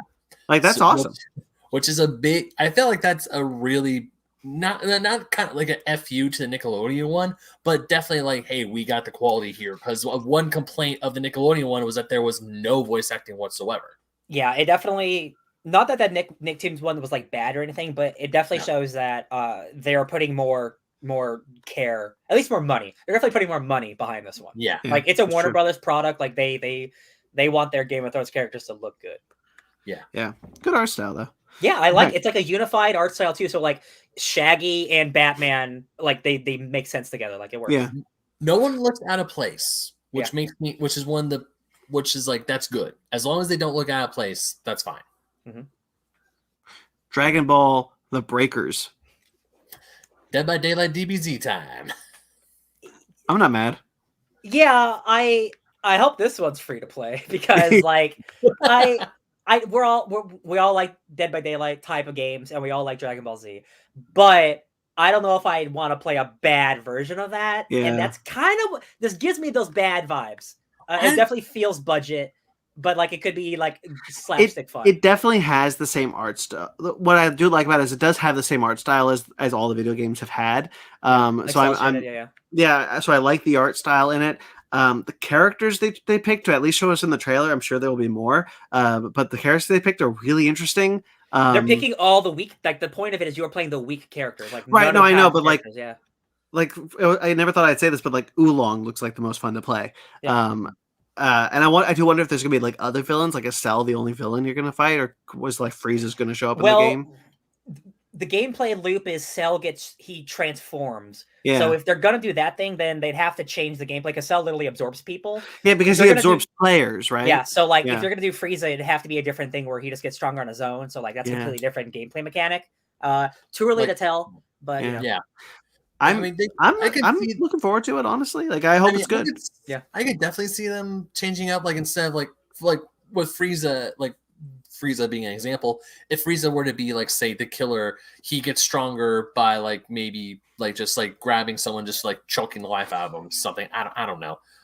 But I mean, definitely Dragon Ball Z and Dead by Daylight are two things I would not expect to mix. So I do hope this is free to play.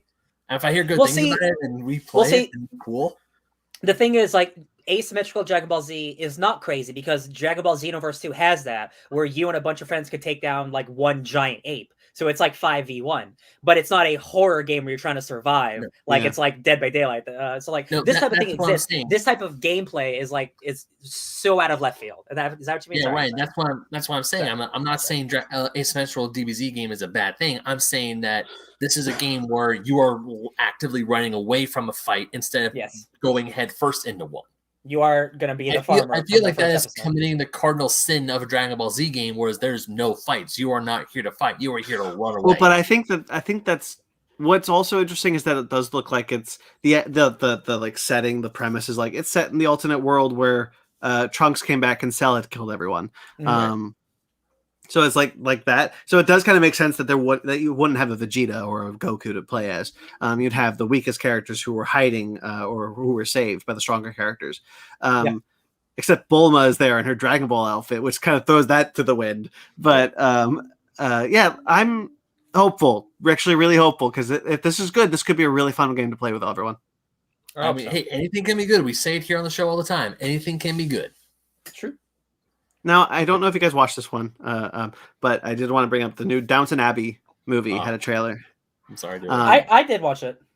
Yeah, Ben, I said you don't have to watch, so don't say sorry. I just wanted to bring it up because I recently got into Downton Abbey, and I really like Downton Abbey. I really like that movie, and I was sad to hear that a second one might not be coming. And then, surprise, surprise, a second one came, and I had no idea. So I just wanted to say that I'm excited for a new Downton Abbey movie. Hell yeah. Rich British white people living life. I mean, I like it. No, I'm not. Yeah, I'm not. I'm just like, I don't want to watch that.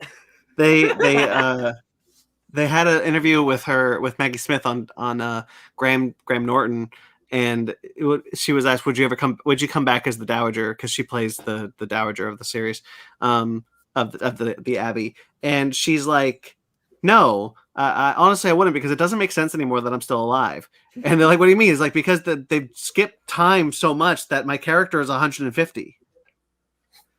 I was like, that's actually really true, because now they're in like the 40s. That's illegal. They honestly might be past they might have, in this one, they might have skipped the 1930s and 40s. Just to be like, that the poverty was fine in the whatever happened. You can't not address the bad times, Downton. Scott Melville in the chat, Ben, I think are you looking to do that? Yeah, that's a friend of mine. Don't get Yamcha. Very cute. Go with the Dragon Ball Z. Voyeur. Actually, this came out 2 weeks ago. You guys didn't talk about it last week. Voir, thank you. You guys didn't talk about it last week, and I thought that this seemed interesting. It's. I've watched video essays my entire life. This is just. But these are official Netflix video essays. Cool. Think interesting wasn't the word I wanted to use. I didn't find this trailer at all fascinating, because it's just like the most hoity-toity, what if movies were movies? Mm-hmm. And I'm just like, yeah, I know movies move me. I know that. I don't get. It's not a good description of what this is. It doesn't tell you they are video essays about movies, but they don't tell you that. by film people. So it's not like they got YouTube people to do official things. It's like one of the people that worked on this has said some incredibly gross things about a recent trial that happened in the United States. So a lot of people are no longer excited for this show, and I get it. Honestly, like there are going to be better video essays on YouTube anyway. I watch them every day. Oh yeah. I'll give it a shot, like when I know more information. But literally, it was just like movies on a screen saying, "Wow, aren't movies cool?" And I'm like, "No, yeah, I get it." Yeah, I know David Fincher. But it's not on a screen because it's on an eyeball. It's like an eyeball lens. Yeah. Yeah. It's artsy. Weird. You get it? Pam and Tommy. This was pretty good. Ben, tell me how you feel about this one. Pam, about the sex scandal, or not the scandal, about their sex tape getting leaked. No, it's a scandal. It's a scandal. It is a scandal. Holy shit. I think this looks really cool. This does. I really like this trailer. I really like how Nick Offerman's in it. it took me a while. I was like, is that thing off from it? And it took me a while to recognize Seth Rogen. But Sebastian Stan looks a lot like Tommy Lee. It's kind of scary. Bro, it's man. Both of them. I was gonna say, like, he looks like Sebastian Stan. She is a transformation. She does not look like Lily James. He looks like Sebastian Stan. She does not look like Lily James anymore. She is gonna win that makeup team is gonna win an Oscar for her. They're probably gonna win an Oscar for it. This is a series, so they're gonna win an Emmy for it. Oh, it's a series. That's right. Yeah, it's a series. Now, this is definitely something that I'm actually probably gonna watch because I only know about that just by osmosis and watching I Love the 90s. And then how the culture was like, oh my god, a sex tapes thing. And then now the only one I could probably put up next to this is maybe when Kim Kardashian's sex tape came out, and everyone was like, holy shit. Yeah, I gotta say, Ben, the way you framed this background, it looks like Slimer is presenting your head. It's like, ta-da! All right. Yeah, I think this looks pretty awesome. I really like how this looks like it's going to be edited like in like a non-linear style. This is directed by the guy who did I, Tonya, and we just watched it, the Disney Cruella. So I like both of those movies. Yeah, Craig Gillespie is a really talented, stylish guy. So like this looks no better or no different. This looks really good. Oh man, scandals are crazy, and the fact that this is real. And it's like, I was such a Pam Anderson fan when I was a young boy because, like, if you were a young boy in the early 2000s, like, Pam Anderson was there, guys. Did you see the show? Did you see the animated show? The animated show? Stripperella. Stripperella. Yes, no. I watched the movie. Definitely watched the show. I won't deny it. Stanley. That's right. Stanley's in that. All right. Oh, Tamora Morrison and Pam Anderson bang in Stripperella. Oh, Ooh. Interesting. I don't know if I want to see that. It's not worth it. All right. Halo. There's a couple seconds. We saw a man's back. But Halo, a live action Halo show is coming. Yeah, what's it coming to, though? Paramount Plus. It's so interesting. Because, like, Paramount is the Star Trek, right? Yeah. Okay, so they got the budget. The budget is there. Star Trek Discovery's budget is wildly big. Yeah. I'm just worried that nobody's going to watch this show because it's on Paramount Plus. That's the only thing. Halo is a franchise that will get people. I will certainly mooch off of somebody's account to watch it. I've already got an account for you, baby. There you go, sweet. Honestly, the more exciting thing is it's just like this has been in production for so long. There's been a Halo movie, then like it stopped, and then like this is done. This is done. This is a show that's done and ready just to be watched on the world. Yeah, and that's crazy to think. You know, we got a brand new Halo game coming out, and there's a new show coming out. Halo's back in prime time, baby. They did this. They revealed this trailer on the anniversary of Halo 1, which coincides with Ben's birthday. Halo is a huge game franchise to me. I love that game. I love that franchise, and to finally be at the point where I'm getting that live action show that's been promised for 10 years is wild. We've gotten games that have come out later have gotten movies earlier. So the fact that we're finally here, like Halo, like without Halo, the Xbox would not be the system that it is truly. No. Like Halo really was like, oh shit, they got something that is only on Xbox. Yeah. They got their Final Fantasy or whatever, right? Like, Halo was definitely a series. Like when Halo 2 was coming out and they had that green see-through transparent Xbox. I begged my parents one year for that Xbox just so I could play Halo 2. The release of Halo 2 was a moment in history. Yo, guys, no joke. I saw a commercial for Halo 2 and I told my mom, yo, mom, I want that. And then it came out and I couldn't get it. My mom didn't get it for me. And then the next day, is because my grandma bought it for me and it was in the mail. And I cried when I opened it because I didn't know I was getting it. And I played Halo 2 for years after that. Halo, I got the Silver Steel book pre-ordered at my local GameStop. Yeah. I remember G4. I came home from school because all day, every single show on G4 had new shows solely dedicated to Halo 2. It was like they had that one for Halo 2 Day. They had one for GTA San Andreas. It was an event on the channel. And I remember when I got home, even though we didn't own an Xbox, I was praying that day for Halo 2 to come out. I was going to come home and there's going to be an Xbox and a copy of Halo 2 plugged into my TV. There wasn't. But I was like, dang it. So, Ben, you haven't played Halo 2 is what you're telling me. You said all that just to say you haven't played Halo 2. No, I have. Okay, cool. Played it at a friend's house. I played it at a Okay, friend's good. house. Okay, good. There's a lot of preamble to get there, Because though. it's a lot of preamble to be like, and then I didn't play it. I'm like, oh god, I'm now okay. Anyway, really excited that this show is coming. Cannot wait. Next year, baby. Ryan, you want us to put this one on here? Landscapers. Yeah. Now, just so I know I watched the right one, this is the one with Olivia Colman, right? Yes. About Cool. the murders. Yes. Yeah. So this is based off a true story. I love true crime, and I watched like a YouTube lady talk about this crime that happened like 15 years ago or whatever. So it's about this couple, Daniel Lewis and Olivia Colman, and they kill her mother and father, and then they get away with it for 15 years. Yeah. And then their bodies are discovered, and there's enough evidence for like, no, we know it's you. And it's them just dealing with the ramifications. Do they turn on each other? The drama behind it, everyone involved. And it looks like a dark comedy, which is like not what I expected with a true crime story, but something that actually happened. I think this looks really excellent, like really well acted, and like a very serious subject that has like really like black comedy in there. I'm like, oh, this looks like really insidious in a way that I really like. Yeah, I really enjoyed this. I thought this looked really interesting. Cool, I'm glad. Yeah, it's who HBO Max. HBO Max looks good. Hell yeah. Don't Look Up. Oh my god, the new Netflix movie with Adam McKay. Yeah, really excited for this. Actually, this looks really good. This one I actually really want to see.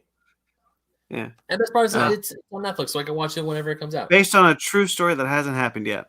Yeah, I don't like that part. This feels like what this is gonna sound like a dig, but I'm just making a joke. Like, what if Roland Emmerich made a really smart natural disaster movie? Yeah. Where like actually like smart people like talked about stuff, and like and those movies are made for fun, like, you know, big bombastic fun. But I'm like, what if we took it seriously for once? That'd be really cool. And that's what this movie's doing. Adam McKay is such an interesting guy. I'm watching Succession right now, which is a show that he did the pilot and he made the show, but he's not like the showrunner, but his influence is all over it. He's a guy who transitioned from doing comedy into really dark dramas with comedy in them. Yeah. So him making this movie, which is very much a comedy, but it's about the end of the world and like people not taking it seriously, is like so like it feels so much like Succession, in all the right ways, and I love it. It looks so see Vice? Dark. Yeah, Did you ever see Vice? No, the Dick Cheney one. I didn't. Yeah, very good. Yeah, good. He's in his like political comedy era, and he's killing it. Yeah, I think he's really killing it. If like there was The Big Short and Vice, like both films I really love.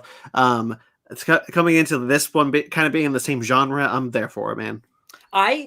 You should give Succession a shot, at least the first episode, because like it is really sharp wit, and like these kind of like crazy people dealing with stuff. And it's Adam McKay, so like if you're into like his political stuff, like give the show a shot, maybe. Yeah, I'll check it out. Maybe, I got a lot to get through, but I get it. But like if like you're looking for something like this, it's long form. Yeah.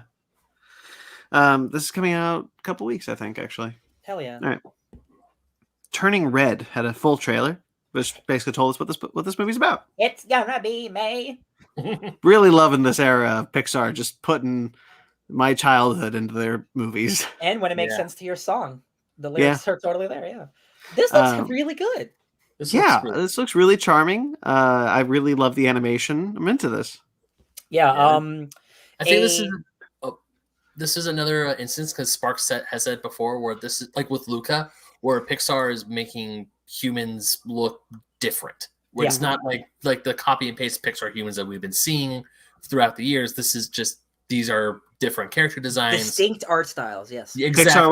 Pixar was like, we finally got to realistic looking people. Let's not do that again. Yeah, we're still making cartoons here, so let's do that. Yeah, honestly, realistic is like, it can be boring. It's nice to have, like, if you're gonna do animation, like make it creative. Yeah, you know? Yeah. But I think what Pixar has done is really smart, and they're transitioning into the kind of this new era, because there's a lot. This art style is because they have a lot of new people working for them, and I think it's really paying off. A new generation. Yeah. Basically the plot of this one is that their family is cursed to turn into red pandas at a certain age. Yeah, she hulks out, and she like any strong emotion will Hulk her out. And into she's a very red panda. into a red panda, and it's really cool because like the movie's about like okay, so like she lives this very strict and rigid lifestyle, and she doesn't like seem to have very much fun or is like open to things. So like her becoming this panda actually like opens up her life experience. Like oh, maybe I like being this different person. Maybe I don't have to be so strict and rigid. I'm like, man, that's a cool message. I like that. Yeah, and also I feel like this is a movie where it's gonna be like, hey, it's okay to open up to your emotions. Because they're saying it's like when her friends are hugging her and saying we love you no matter what, and she turns back to normal, albeit her hair is a different color, which I really like. It kind of reminds me a little bit of the anime Ranma 1/2. Have you guys heard of that anime? Bless you? Nope. All right, never mind. No, it's. I mean, sorry, excuse me. I haven't heard of it. Yeah. Well, of course, that one is only based on whether the main character gets splashed on with a certain temperature of water, whereas this one's the emotions, and this one has probably gonna have a more emotional punch. But I still like it. I can't wait to see it. It looks really good. But also when she's really mad and she has the rubber ball and she just like she almost killed that kid. She almost killed that kid. I love that. That kid was gonna die. All right. Mother Android. I thought this looked really cool. This is the Chloe Grace Moretz one? Yeah. Yes. There's some imagery in this that I thought was effectively creepy. Yes. If I wasn't such a big fan of Westworld, I would think this is cooler and more original. I think this looks really cool. It has that young adult feel to it that a lot of Chloe Grace Moretz movies seem to have these days that she's in. But like that young adult thing where I'm like, I don't think this is gonna be good, but this is a good trailer. Yeah, that's what I kind of got too. Yeah. I'm hoping for like a warm body situation where like, yeah, we're doing the young adult thing, but it's good. Yeah. But at the very least, there's a lot of moments in this trailer where these androids with like the glowing blue eyes and the background is really effectively scary. Yeah. I don't know how good the movie could be, but I like this trailer a lot. I just don't understand why we keep making robots look exactly like humans. Like, have we not learned our lessons throughout all of history? Have we? No. We keep doing this. Have you met us? We're so dumb. If I was gonna make an android, it would be Star Wars. They are totally little robots. They're not humans. Well, even like, what's a protocol droid gonna do? Yo, man. Exactly. 000. No, but don't give them like nostrils and don't do it. Yeah, because then we're like crossing into Mega Man territory, and there's still a fine line there. No, don't do it. All right. Nightmare Alley had a completely different movie, apparently. Yeah, what? So this, I looked up the synopsis for what the movie is because yes, this is a very different trailer. This took out a lot of the supernatural stuff. Yeah. And I found that shocking, but I think maybe that first trailer might have been too much for the general audience. So they're trying to tone it back to make it more of just like a detective mystery thing, which it's not. It's so weird because it's about a con man going to this town to con a bunch of people, but it turns out they might be all evil or something. Yeah. So it's like an evil carnival that like the con man is getting conned into. And I'm like, but where's all the supernatural stuff? I'm so confused. What I think happened was Crimson Peak. Yes. I think this is a Crimson Peak situation where the studio didn't know how to market Crimson Peak, so they were like, "It's a ghost story, so let's do it as a haunted house movie with scary ghosts." But it's not; it's gothic romance. Yeah. How do you market a gothic romance? And I think we're in a similar situation where the studio doesn't know how to market this movie, so they're trying to market it as something the audience is familiar with. Yeah, it feels like, if I had to guess, it feels like it's going to be like a slow burn into like. They go to this place and everyone's weird, and then there's like a big final scary outcome or something. So it's going to be like a slow build, which I'm fine with. Like, I'm just happy again. We always talk about what is Guillermo working on, and we don't know until the trailer's out. And now we know, and it's next month. Honestly. Also, there are 2 Willem Dafoe movies coming out on the exact same day. Good for you, Mr. Dafoe. That's true. I'm really looking forward to Oscar-winning director Guillermo del Toro's next movie. Yeah. But oh my god, is that the guy who with the fish fucker? Oh man. Speaking of Willem Dafoe, the other movie that's coming out on the same day as Nightmare Alley is Spider-Man: No Way Home. And we got you guys. It was really funny watching you guys speculate what that trailer event could be. Having seen this trailer. Because I watched this trailer first and then watched the episode you guys did last week. And you're like, oh yeah, they're definitely going to tell us that Toby and Andrew are there. And they didn't do any of that. Well, they didn't, but they did. But that Brazil trailer screwed up. But not just that, but like you're not gonna have the villains of those movies No. and not have the heroes. That's silly. I'm gonna be honest. Like, I'm not in a negative way. I'm just kind of burnt out on Spider-Man talk because like every single day there's a new fake leak that I know it's not fake. Now that I've seen this trailer, I now know some of those leaks are real. Yeah. And that's really exciting. Really exciting. You would be a fool to think there aren't more Spider-Man in this movie. Like, just honestly. The thing that I'm more excited about, because everything in this trailer I knew was going to be there. Mm-hmm. That's what's not in this trailer. Because the way Tom Holland this entire week has been talking about this movie, he's saying it is like the biggest superhero movie ever made. Like, solo superhero movie ever made. He's not talking about like the Sinister Five versus one Spider-Man. No. There is something that we have not seen. There's always a big third act reveal that all these Marvel movies that we just haven't seen yet. The movie's called No Way Home. What does that mean? I think he's leaving this universe for a little bit, and we have not seen any of it. All the stuff we've seen is like first half of the movie, I think, because like there's too many spoilers. There's too many spoilers. Yeah, I agree with you. I think that the title, I know Sparks, we've talked about it before on the show. Sparks brings it up quite a bit, and we've discussed it. But like, we've often wondered what the future for Peter Parker in the MCU could be, and that this movie could be leading to him leaving this universe either permanently or temporarily. Yeah. Totally valid. I don't know, man. I'm so excited though. I'm excited too. I'm just at the point where like it's not hype. It's just like I'm over like, oh, it's a new picture. It's this and that. It's another, and it's also like Marvel's feeding into it. Like they're releasing so many new posters and they're all terrible. And it's like, I'm just glad the movie's coming out in a month and not like 6 months. Sony has whenever next Spider-Man movie happens, Sony needs to figure out something to not have the whole movie leaked, because it's honestly been ridiculous. We've been talking about this movie almost nonstop every week for the past 2 years. It's true. And again, like the stuff that has leaked, like I expect to be in the movie. The stuff that hasn't leaked and is in the movie, that's what I'm really excited for, because like, again, the way that there's some specific interviews with Tom Holland where he's like this is like an unlike a Spider-Man movie you guys have ever seen. So like the way that he's talking about it, like it's not just him fighting a Doc Ock. There's something in this movie that we have not seen yet, and I think it's something huge. And unfortunately, it might be something Sony related. One of the things that I wanted to bring up in this trailer that I really liked, if you go back through those Raimi movies and even the Garfield movies, like, a lot of those characters are dead. All those characters are dead. No, Sandman doesn't die. But Doc Ock's arc is really beautiful, and you don't want to see that kind of regress. Even in this type of film, what I appreciated in this was that it looks like Doc Ock is working with Peter Parker. Yes. And I'm into that. I am hella excited for the plot of this movie, and I'm still not sure, because there's just not enough evidence if these are the actual versions or they are slight variants.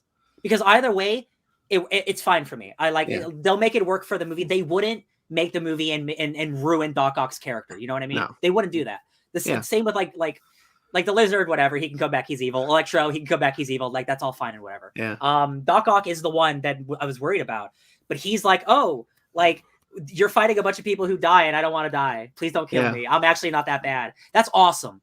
That cube that Doctor Strange is holding, that's like a Doctor Strange prison, because in that first trailer we see the Lizard try to attack Peter Parker. Now we know it's the Lizard. That's like a TARDIS prison, and Doc Ock is trapped in there with the nanomachines that he took from Peter Parker. That's so cool. That's really cool.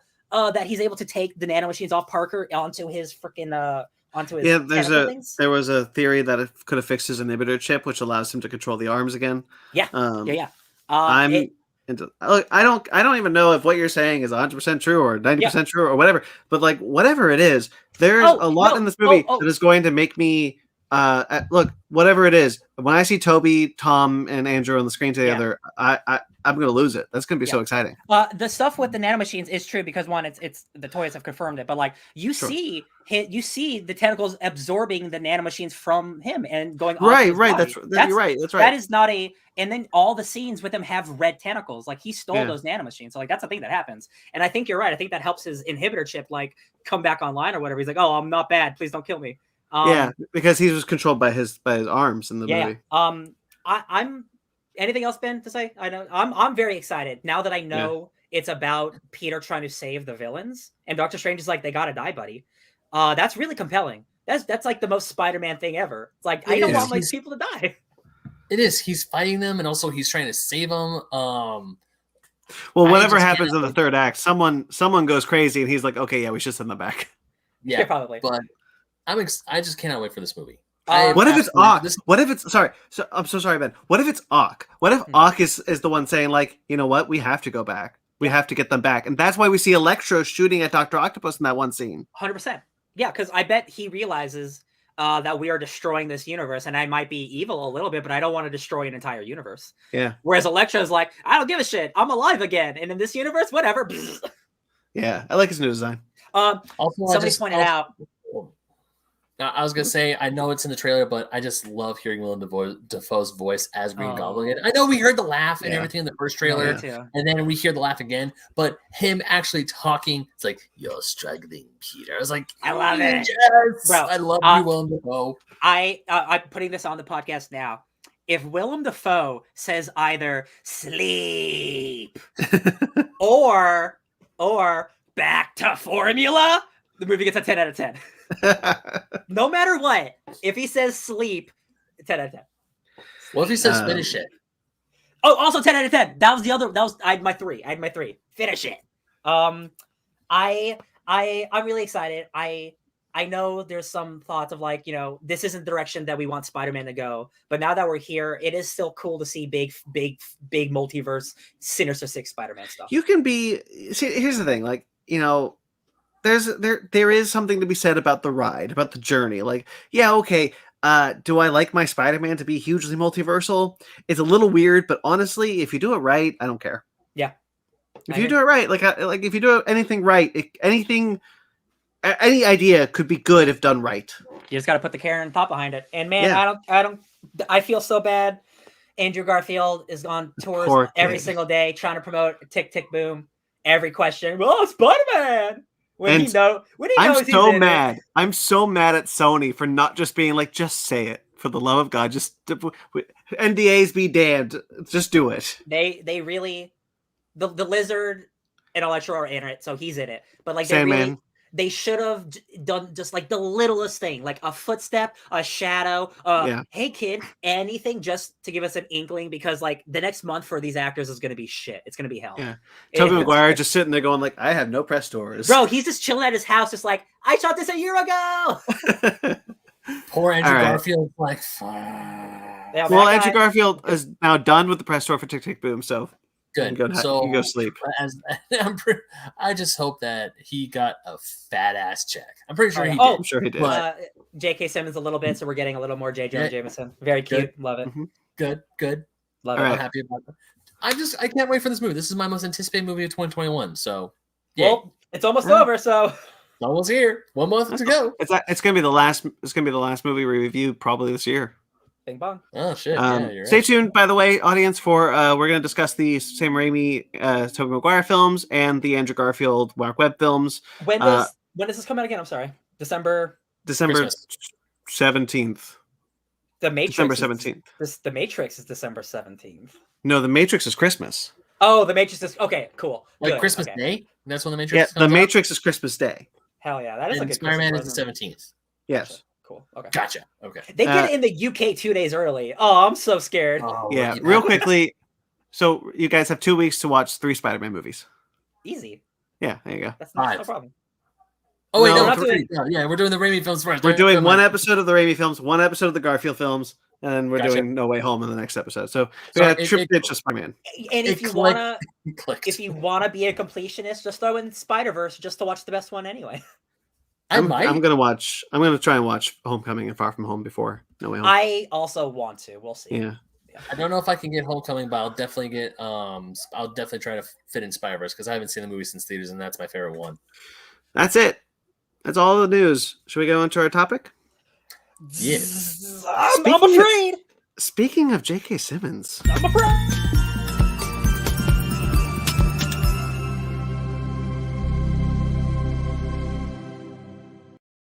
Evo Shandor.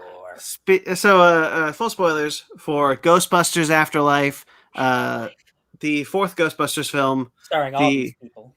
Yeah, all of those.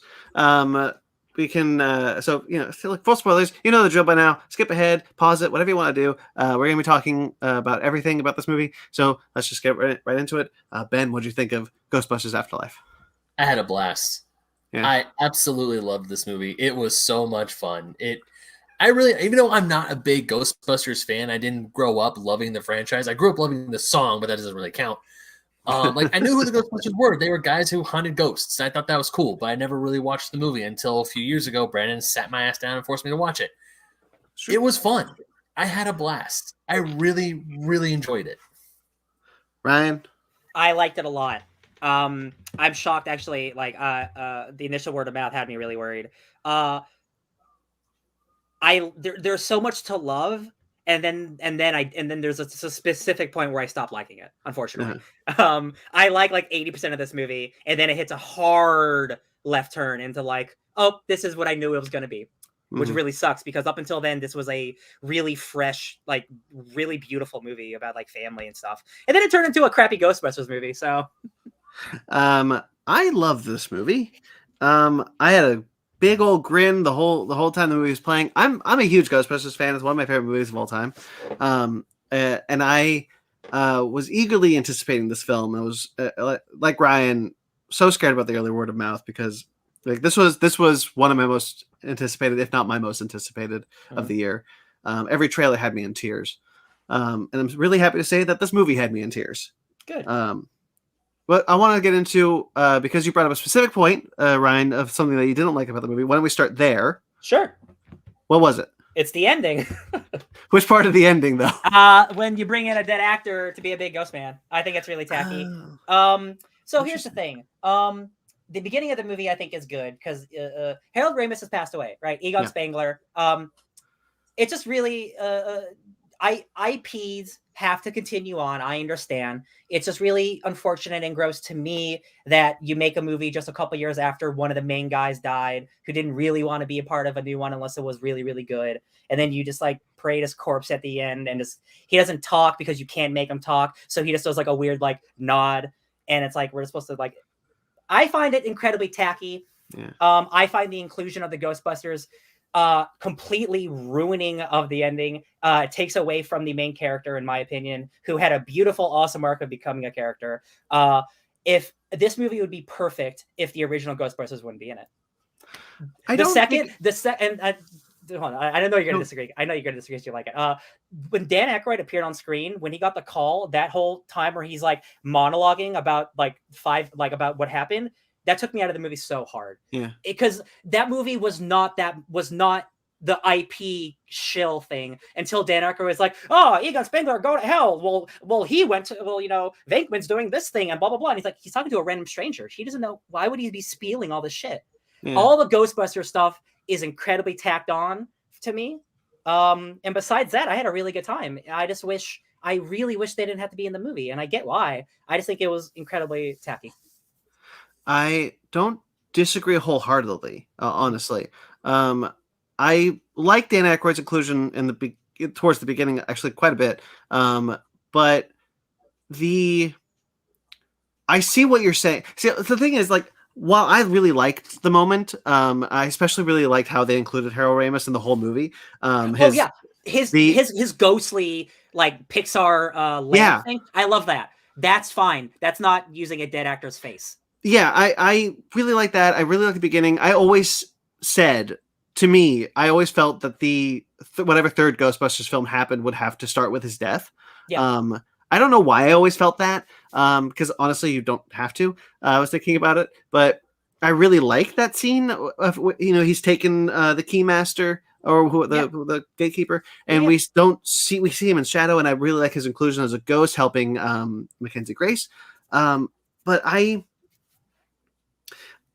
don't I get it, but I don't feel the same way. No, I get about it. There's a line where how much are you willing to accept them using a dead person's likeness so close to their death, knowing, like Bill Murray, he didn't really want to do this. Yeah. That's my thing. Because at the end of the day, no matter how good this movie is, I see a bunch of old people who don't really want to be there getting a paycheck. Because you cannot tell me that their inclusion is important to this movie. I do not believe it. I do not believe it. This is about Phoebe. It's about that family. The fact that Winston shows up and he's a billionaire, that is worthless to me. That is worthless to me.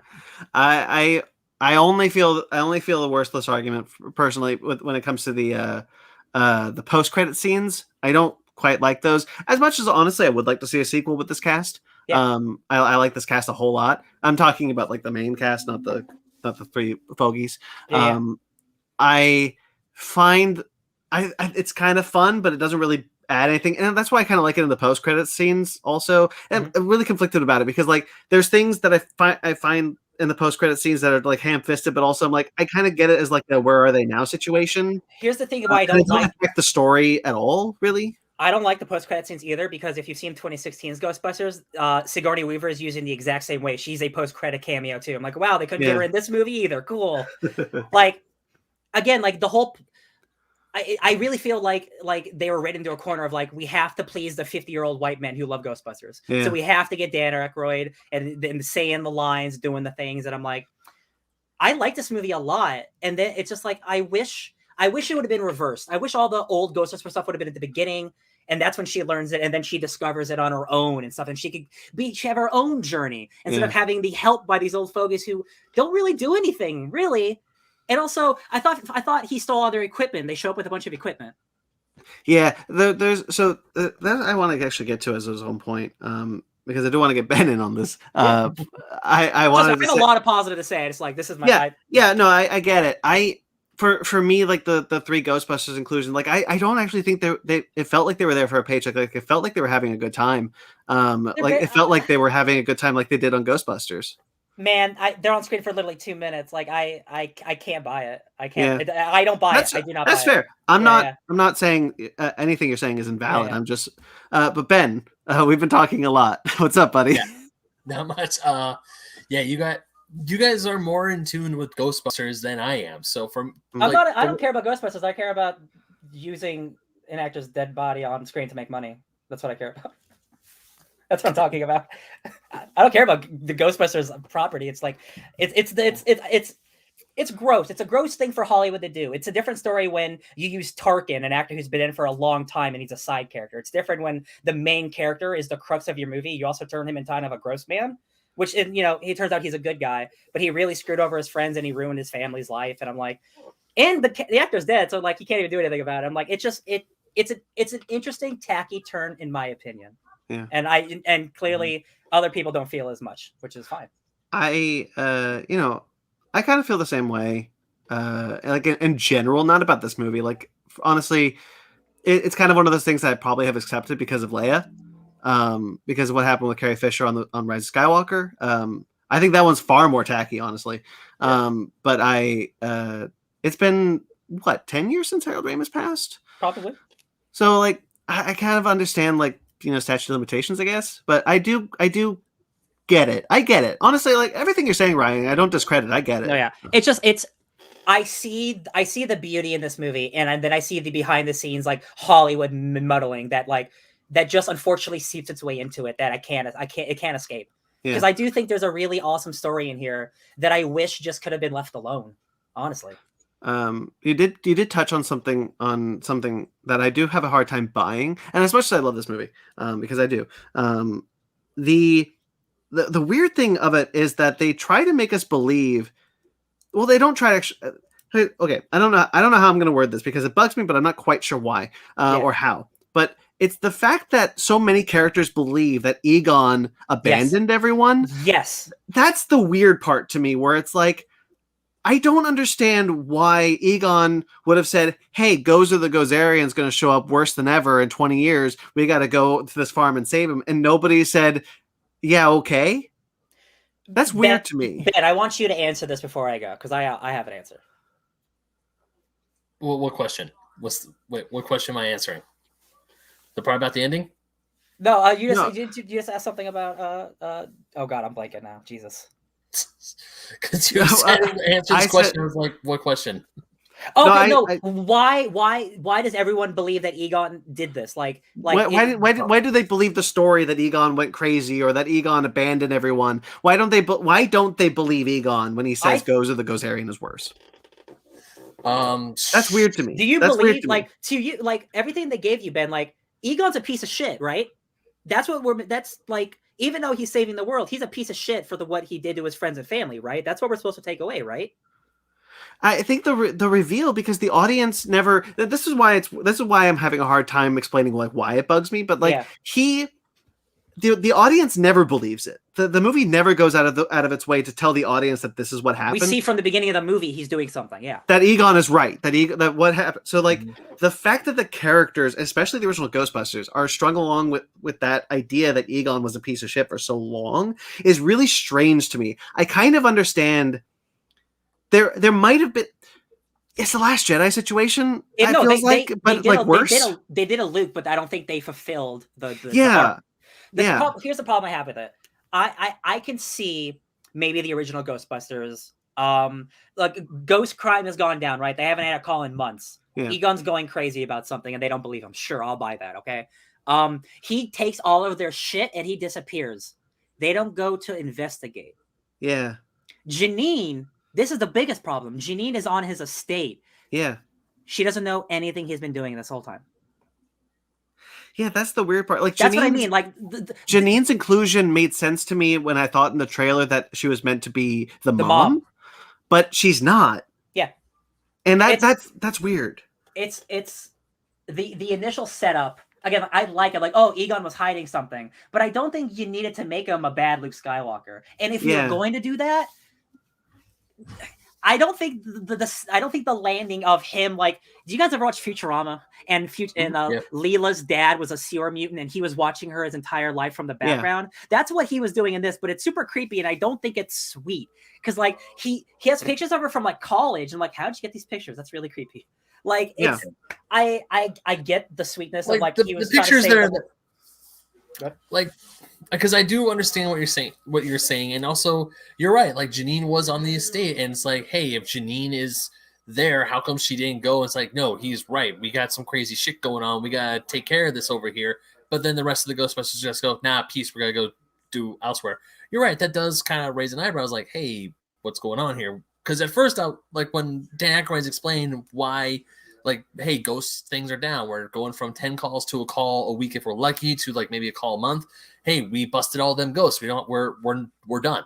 And then with Egon popping, I was like, no, we're not. It's like, yeah, we are. There's no ghost around. So, but they didn't want to be done. That's the other thing. The Ghostbusters clearly didn't want to be done. They were only done because Egon took everything.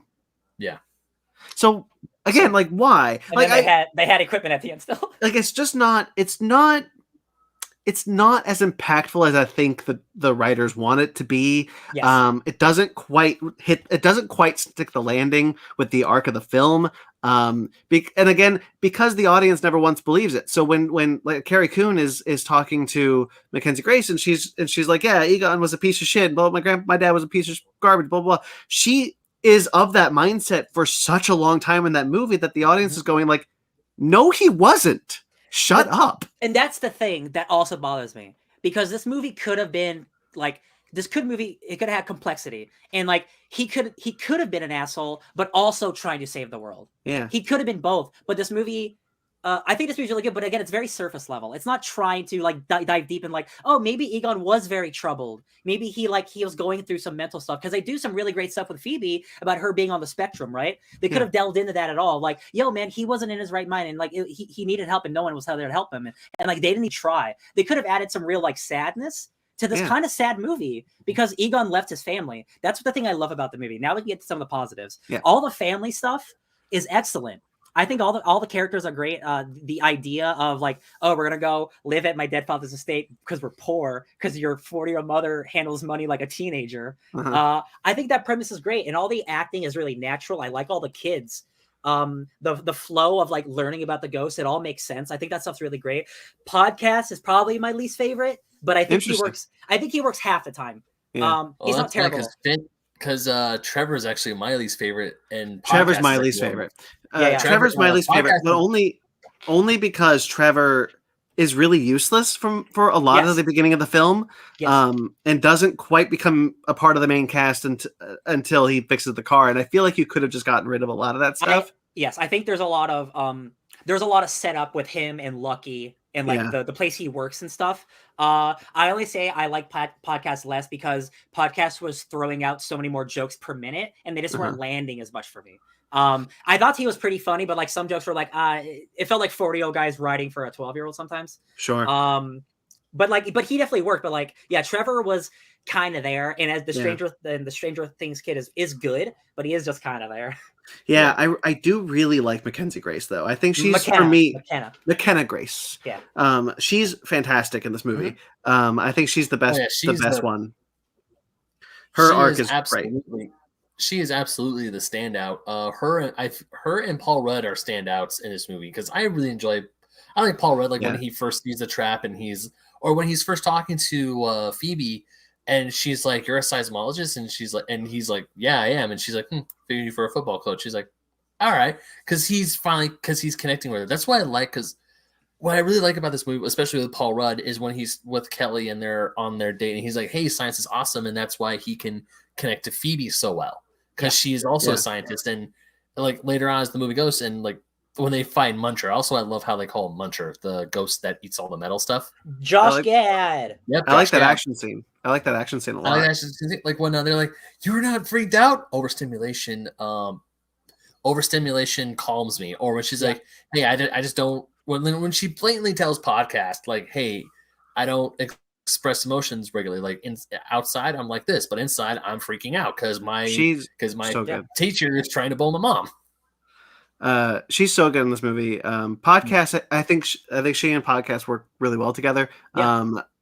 The movie was hilarious to me. Like I was really laughing in this movie at a lot of points. The funniest scene I actually think is the Stay Puft Marshmallow scene when they're all killing themselves on the barbecue. I thought that scene was really great. Not only that, like the Roomba runs over one. So they're sacrificing another. You're sacrificing two on a skewer while one tries to walk across the thing. Or even because it's a blink and you miss a moment in the blender, like you see eyes and a smile after one gets blown up by a blender. And it's like, hey, this is fun. But yeah, the Stay Puft Marshmallow scene was those little dudes are just so they oh God, what's a good analogy for these little bastards? Can't think of one. They're a marketing tool to sell toys, Ben. That's what it is. Yeah. I have seen a bunch of those Funko Pops. Yeah. But I thought that the humor in this movie really worked for me. I also really like the adventure tone of it. I think the action is all well done. The ghostbusting action looks really cool. Yeah. The gunner scene I think was awesome. Yeah, absolutely. The thing that worried me, that was my initial worry about this movie, is like it seemed like it was going to be a kids movie, and I'm like, Ghostbusters is not. It's not for kids. Like I know the second movie, there was the movie, and it got really popular. Then they made a couple cartoons, and then the second movie is very cartoony. It's not like that first movie. This movie has a lot that's why Egon's character is very different from the second movie. And that's why the second movie doesn't exist in this universe. They skipped it. Very clearly, it's very funny because I'm like, you'd remember the Statue of Liberty. They don't bring that up. Yeah. God, like it's pretty mature. Like it is a lighthearted like romp, but like there's dick jokes. Like they're constantly talking about like dead dad stuff and like how like she grew up like without her dad, and like this is like they're taking this seriously. Yeah.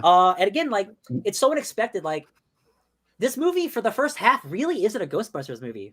Honestly, there's not many ghosts in this entire movie whatsoever, actually, at all, until the very end almost. And I really like that. I like that it's just a character study of like, yo, like this girl's finding out like how much of a scientist she really is, and she's connecting with someone who she never connected with because she doesn't have that with her mom. And like Carrie Coon is so good in this. Is just like, yo, anti-science. I love whiskey. I love getting drunk. Are you a scientist? You're boring. But Gary Guberman is so charming. And Paul Rudd is just so great. The worst substitute teacher of all time, aka the best one. Just puts on Cujo and shit. Child's Play in the second scene. Child's Play. He just wears her down so hard. And he's like, yo, you got a great kid. You don't realize it. And I'm like, oh, this is so good. Like Jason Reitman, who's done Up in the Air and Juno and all these movies that are about like just people dealing with life. It is so good in this movie. Again, like it's so fascinating that this has to turn into an action movie at the end because like the stuff that I love about it, it's all just like human stuff. There's clearly a passion that Jason Reitman has for the source material, obviously because it is very personal to him. But you feel that passion in the thing, and he rightfully knows you can't make Ghostbusters again. It's impossible. That movie shouldn't work, but it does. So he goes a different direction. He tries a different tone while keeping the same thematic resonance within the thing. Like it's about four friends it's about four friends. It's about family. So like you kind of keep the same themes running throughout a different genre, and I think that works really well. I love the lore stuff because like in Ghostbusters 1, you have the big tower where Gozer is summoned, and you learned just through dialogue that Ivo Shandor built this tower and he mined special metals. And it's like a 2-sentence thing, right? And you don't know anything else except you read comics or you play that Ghostbusters video game, which is pretty good. The fact that they're bringing it all back full circle, and Ivo Shandor is not only in the movie, he's actually in the movie. The Shandor J.K. Simmons, a fun cameo for no reason. The Shandor built the entire town. There's it's like a big conspiracy like thing, and like I love all that stuff. Like it ties into the first movie in a good way, I think. And like all the special minerals were from this specific place. I like it. I don't like that they reused Gozer again. Yeah, I wanted to bring that up specifically because I feel the same way. Go ahead. I was gonna say the presentation like super hot. I'm into Gozer and everything that they do, but like I saw it already. They don't do anything different. That's the problem. They do like nothing with Gozer. I really think that this is why I wanted to bring up. So this is where I want to bring up the game. I think the game rules. It is that third Ghostbusters sequel that we never got. It feels like what Dan Aykroyd wanted that first movie to be. But budgetary restrictions. It's great. I really like that game. One of the things that works for that game is they do bring in Gozer, but they say it was a precursor to something much worse. Yep. And so the final boss is like the worst Gozer. You fight a big spider lady in that game. Yeah. The Black Widow is such a good level, such a creepy level. I really like that game. So I saw a lot of that game in this movie. So I do appreciate the idea of going back to the Gozer thing and playing off of that iconography in a different way. But the fact that it's a much worse invasion of Gozer than it was in 1984, and that's never explained as to why, makes me wonder, like, why didn't we just do that where it was like the thing above, the god above Gozer? That's the thing, and it's one of those things where like you can't think too hard about it because like why didn't they just do the temple thing at stage 1? Yes. Why did they have to go do the lesser plan? Yeah. And it's just like, oh, well, the movie came out in 1984. So, right. Why is Ivor Shandor in this mine and not in the basement of that building? Like that's just something you know. You're making a movie at 30 years after. What are you going to do? Yeah, and so that's kind of where I'm not really hung up on the idea, but it is where I'm like, I would have preferred a movie that tried to go the different route, so that the worst route, like escalating the conflict and not just saying the same conflict. Or if anything, again, I think the presentation of Gozer with like the lightning body is like super effective. It just they don't really do anything. Like if maybe they had like a cool action scene, but they don't. There is a good effect of like, and I will say the added lore of like understanding that you need both of the demon dogs to keep Gozer in our dimension is cool. Because once one of the demon dogs gets trapped, half of her soul. That's really cool. Half of her soul goes missing, so she's in like half in our dimension, and that's a really cool effect. Again, it's just like it doesn't really lead to much. Yeah. The other thing that I do. Yeah, that's really it. It's just it doesn't really add much more to the Ghostbusters lore of why is this kind of thing so much worse. I do appreciate it on a level of like at least we do something a little bit differently. The effects though, because we brought up like how Gozer look, the effects look like updated 1984 effects, and I think that's awesome that care went into those effects. There's a practical dog at one point that I thought looked really good. Practical Zool was really cool, and there was a lot of practical Zool. I mean, there were some CGI shots you have to, but there was a lot of times where Zool was real and practical, and even the CGI shots that we did see, like when it's very early, it's in the very beginning of the movie, where he's like a ghost and he's above Egon in the armchair. Oh, so good. I thought that was really powerful. Even when he bursts out of the trap and scares Gary and the kids and then just rushes and goes back to the mountain, I thought was really cool. But the fact that when we see the practical dog and it's just chomping away at the dog food, I'm like, okay, that's pretty cool. That looks really good. I love it.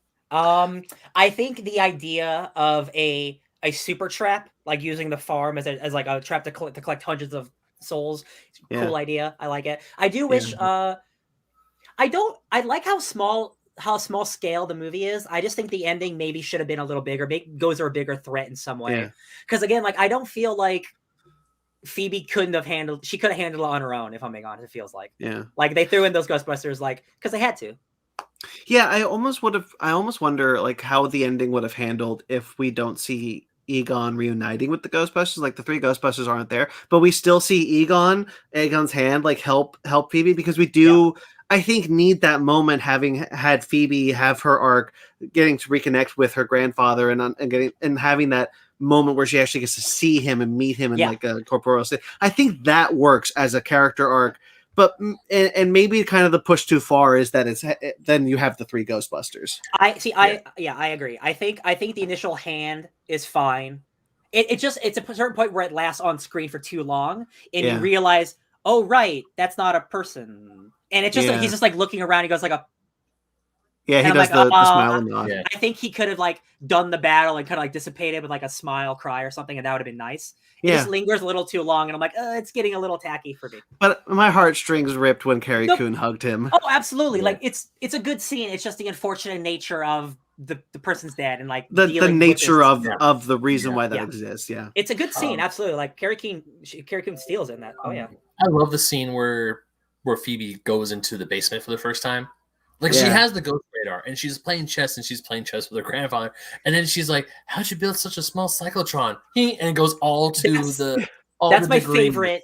That's my favorite thing in the movie. It's the stuff with Egon, Lamp Egon. Whether it's with Phoebe. Yeah, that's my favorite joke. It's like, how did you do that? He just points to all his PhDs. Like, it's brilliant. That is so funny.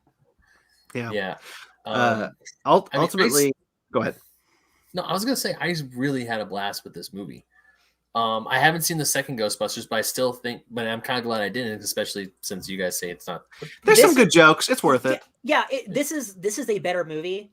If you want to watch another fun Ghostbusters, like it's not that first one, but it's fine. Okay. You could do worse.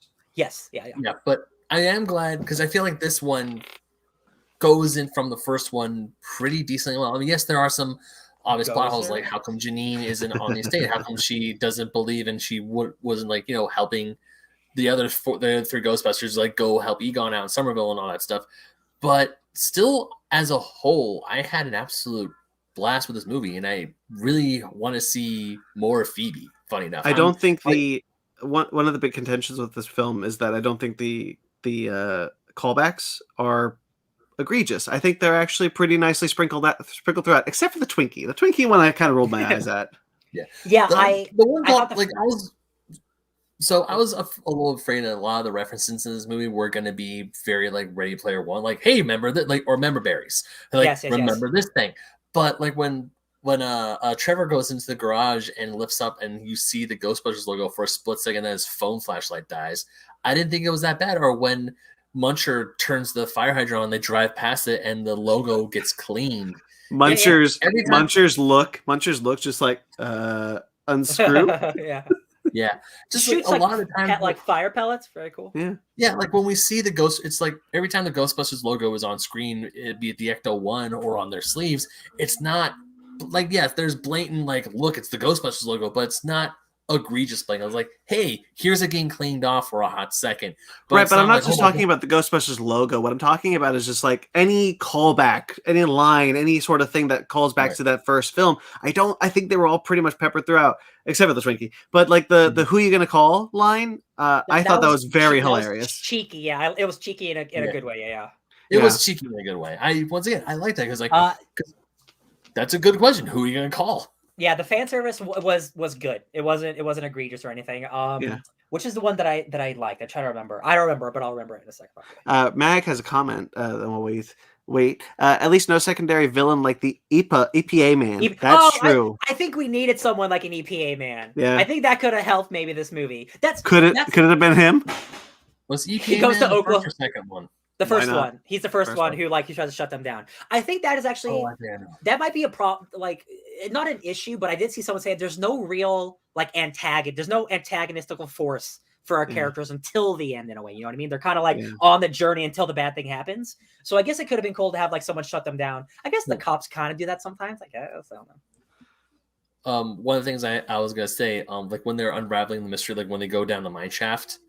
And they see the countdown and Evo Spangler or Evo, what's his face? I always call him Evo Spangler. Ivo Shandor. Yeah, and like when they're going through the years, like, oh, Krakatoa, 19, oh, this thing, oh, 45, what didn't happen, and the countdown. I like how they explain the earthquakes in the movie. Oh, it's awesome! Yeah. Oh, the particle, that's so cool. You got 4 proton packs. And then once they meet, they converge down into the death pit because a bunch of because every once in a while the ghosts are trying to escape the death pit, and this is essentially Egon going no. Oh my god, the death whistle! It's horrifying, but I love it. It's so good. Yeah.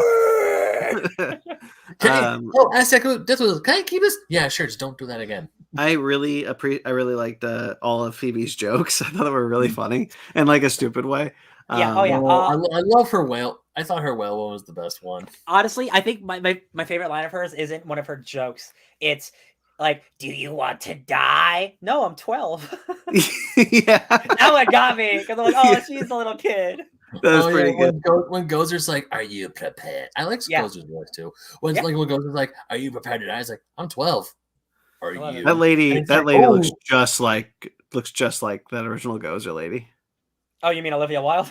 Yeah, it looks. Yeah, I mean, she always looked like Olivia Wilde. No, that is Olivia Wilde in this movie. Is that Olivia Wilde? We were actually wondering about that. She's uncredited. I had to look it up because I'm like, I know that jawline anywhere.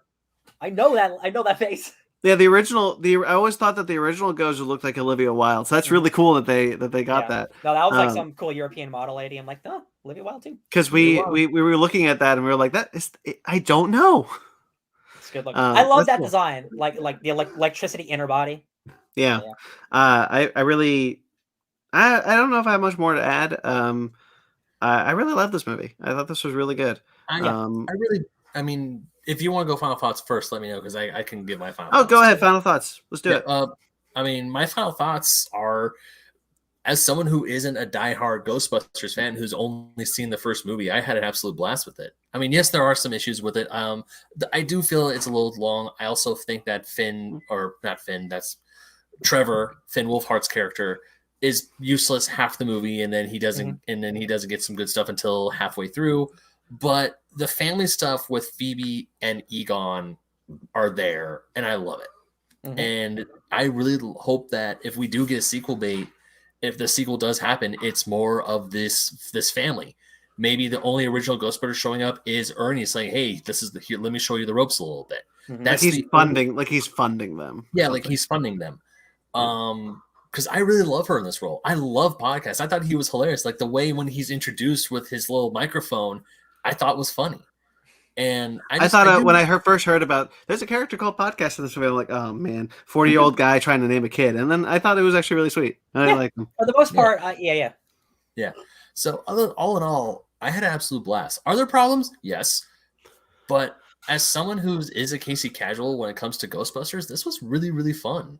and I would like to dive into more Ghostbusters stuff because of this. Play the game. Play the game. Honestly, like no. the game, it's awesome. Yeah. Yeah, You the game know, rules. I saw the game. It came out for the PS3 and Xbox 360, right? They had a PS4 remaster too. They did. I'll hunt that down because I saw a PS3 version of Frankenstein's the other day for $10 and I didn't pick it up. Ryan, It might still be there. Sorry, you point at yourself. Mag says in Look the at chats the would recommend the cartoons if you have free time, especially the '90s spin-off cartoon. Yeah, those cartoons are pretty good. What would you rate it, Ben? Oh, I rated an 8. Yeah, solid 8. Ryan, I like this movie a lot. It's Hollywood, and I know like movies have to get made, and IP is super important. I know like a Ghostbusters movie has to have Bill Murray in it. I get it. I do think it's the weakest part of the movie, unfortunately. I'm sure in a couple years when I rewatch this movie, I'll be less anti-Hollywood about it. But I think this movie is really good, and I think there's a lot of really strong stuff. I don't know how you make a sequel with a bunch of children running a Ghostbusters company or whatever. I don't think that could work, but I want to see it. Young Ghostbusters. I would give it a 7.5 out of 10. Yeah, I really love this movie. Had me in tears at the end of it. I do really enjoy the Ghostbusters inclusion and especially Egon's. I love Phoebe. Love that character very much. Yeah, I had a big old grin on my face the whole time. I was laughing hard, crying at the end. I give it a 9. Hell yeah. Hell yeah. Good movie. Good movie. Yeah. All right, so we get into the book club. Oh, it's truth time.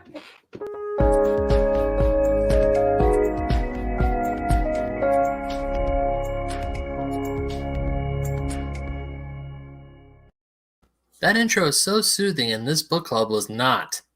Ryan, take it away. Hello! Tell me about conspiracy theories! Hi, guys. It's Ryan, and I'm here to talk about The Department of Truth, which is a comic book. Oh, we lost you, Ryan. Oh, no. Ryan, you went mute. I hit the mute button with my comic. Hey, guys. Written by James Tynion IV, art by Martin Simmons, letters by Aditya Bidikar, designs by Dylan Todd, and the editor is Steve Fox. The Department of Truth and Volume 1, The End of the World, is one hell of a book, y'all. Yeah. I was picking this up. I'm still picking it up weekly, much like the other 3 James Tynion books that I have not caught up on. But I'm behind. But I buy the trades, and it was time to take a book club, so I picked this, and I think this book rules. James Tynion is definitely his indie stuff is like so next level. I love it so much. This is about what if conspiracy theories become real? If enough people believe in something, then it could become truth. And this is about the Department of Truth trying to keep reality in check, but it turns out maybe they might be the bad guys, which is awesome to think. And I immediately wanted to read the next issue after I finished this. I wish Sparks were on this because I know Sparks would like this book a lot because this is a very, very heavy book. It's very heavy, dealing with real topics, but in a really crazy science fiction Twilight Zone kind of way. I love it. I think it's got great cast, great idea. The art is insane. Let me hear what you think. So issue 3, this is definitely something I want to talk to Sparks about. Because issue 3 is the issue that has to deal with the Sandy Hook shooting. The crisis actors. Yeah, and also has to deal with a certain someone whose name I'm not going to speak because I really do not like that person. Mm-hmm. You guys know about a podcast listen to the Illuminati, right? I know the YouTube channel. Yeah. It's a YouTube channel, and she also does a podcast. Oh, I know. It's cool. The one. Yeah, it's a Blair, the one with the sweater and the pyramid head. Yeah, so she has a podcast as well, and I listened to an episode about said person who perpetuated the theory that Sandy Hook didn't officially happen. Is it Alex Jones? Is that who you don't want to say? Yeah, that asshole. Okay, hey, well, guess what? He got charged like 4 counts of lying, so he's like gonna go to prison. So you're fine. Yes. Ooh, cool. I didn't hear about that. That's awesome. I don't know if he's going to prison, but he definitely he's guilty. So he's getting the hammer's coming down. Yeah. Screw that guy. Good. Because just like 45, I don't like talking about him. Anyways, so just reading this issue because I heard that episode about that guy a while ago and him perpetuating this and how the families of the victims were getting death threats. People were sending things. So reading this book about conspiracy theories and having this mother constantly see videos of people saying, yeah, this is like perfectly matching the audio or deep faking her son's voice was just, I had to keep reminding myself, this isn't real. This is a work of fiction. This isn't real. This isn't real. This isn't real. This woman is watching videos of her dead son reciting a script on the day that he died during a gun shooting. Yeah. And it is truly haunting stuff. It is very, very haunting. And the whole time I'm reading this book, like the first issue, I absolutely love. Like this last page when it says, "Oh my god, dude, that last page hook! Oh my god, that last page that will talk about a hook, line, and sinker." Because I'm like, I'm in. The second the guy says, "My name is Lee Harvey Oswald, and I'm the director of the Department of Truth," and you see the big Illuminati sign behind him, it's like, oh, comics are good. I was just like, the guy who killed JFK is the. But did he? The leader. But did he? But did he though? That's like, and also the whole thing about like the Flat Earth Society. We kind of joke around, and I've listened to episodes from Blair the Illuminati about said Flat Earth Society, and it's one of those things that you were like, wow, people really believe this. And like when the main character, Cole Turner, goes to the ice wall and is like, I was there, and it just rips his whole thing of reality apart. And that's the whole part in the story is like, hey, enough people believe in this conspiracy, ergo this conspiracy is real now, so we have to keep that in check. Is something that is, I feel, is a stroke of genius, because the whole time I'm reading these books, I'm like, it's not real, it's not real, it's not real, it's not real. And then there's that little thing in this back of my head goes, but what if? It's like before you go, Brandon, it's like you have the X-Files, and then the next step is Fringe, and then the next step is people have to keep conspiracy theories dead or they become reality. Yeah. And I've been ranting about this book. I'm sorry, Brandon, go talk about something. I didn't have quite as visceral as a reaction as you did, Ben. There was never a moment where I was reading this where I was like, this isn't real. This isn't real.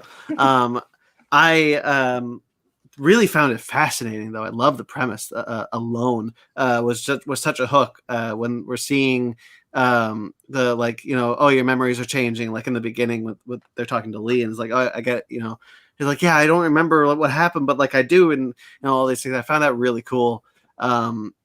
And so I was so in on just the premise. Like the story honestly could have been shit, and I would have been just hooked in by the premise. Yeah, this the story wasn't. This could have been like a very like fluffy surface level, like, oh, we're gonna follow Bigfoot, but like it's like heavy shit, man. Yeah, and so like the story like really sells the plot of the book, and I was really invested in, and just not so much a character, but just like figuring, like wanting more. Yeah, I really like how. Oh, sorry. I love how each issue has to deal with a different hardcore conspiracy theory. Like the second issue is the Satanic Panic, and then the third issue is the Sandy Hook shooting. And like the first issue, it kind of dabbles a little bit with flat Earth and the moon landing was faked and all that stuff. But the further you go, because there is an underlying story to all this. The farther you go, the more, like the fourth issue was like this huge long string of the 12 letters that got released. That are like that tie every presidential election like together. The big Illuminati. Yeah, it's just this. It killed those guys. Yeah, just every single issue is like just goes deeper and deeper into the shit. And then you get the black hat people and the woman in red. It's just like, God. What is a lizard person, a reptilian? Oh, you did. Yeah. That's so good. Even when I love Ruby I love when Ruby goes, oh yeah, reptilians. They're just they suck. They're hard to kill. And it's like, oh, doesn't even like. Oh no, that's not real. It's like, oh no, reptilians exist and they suck. No, but they only exist because enough people believe in them.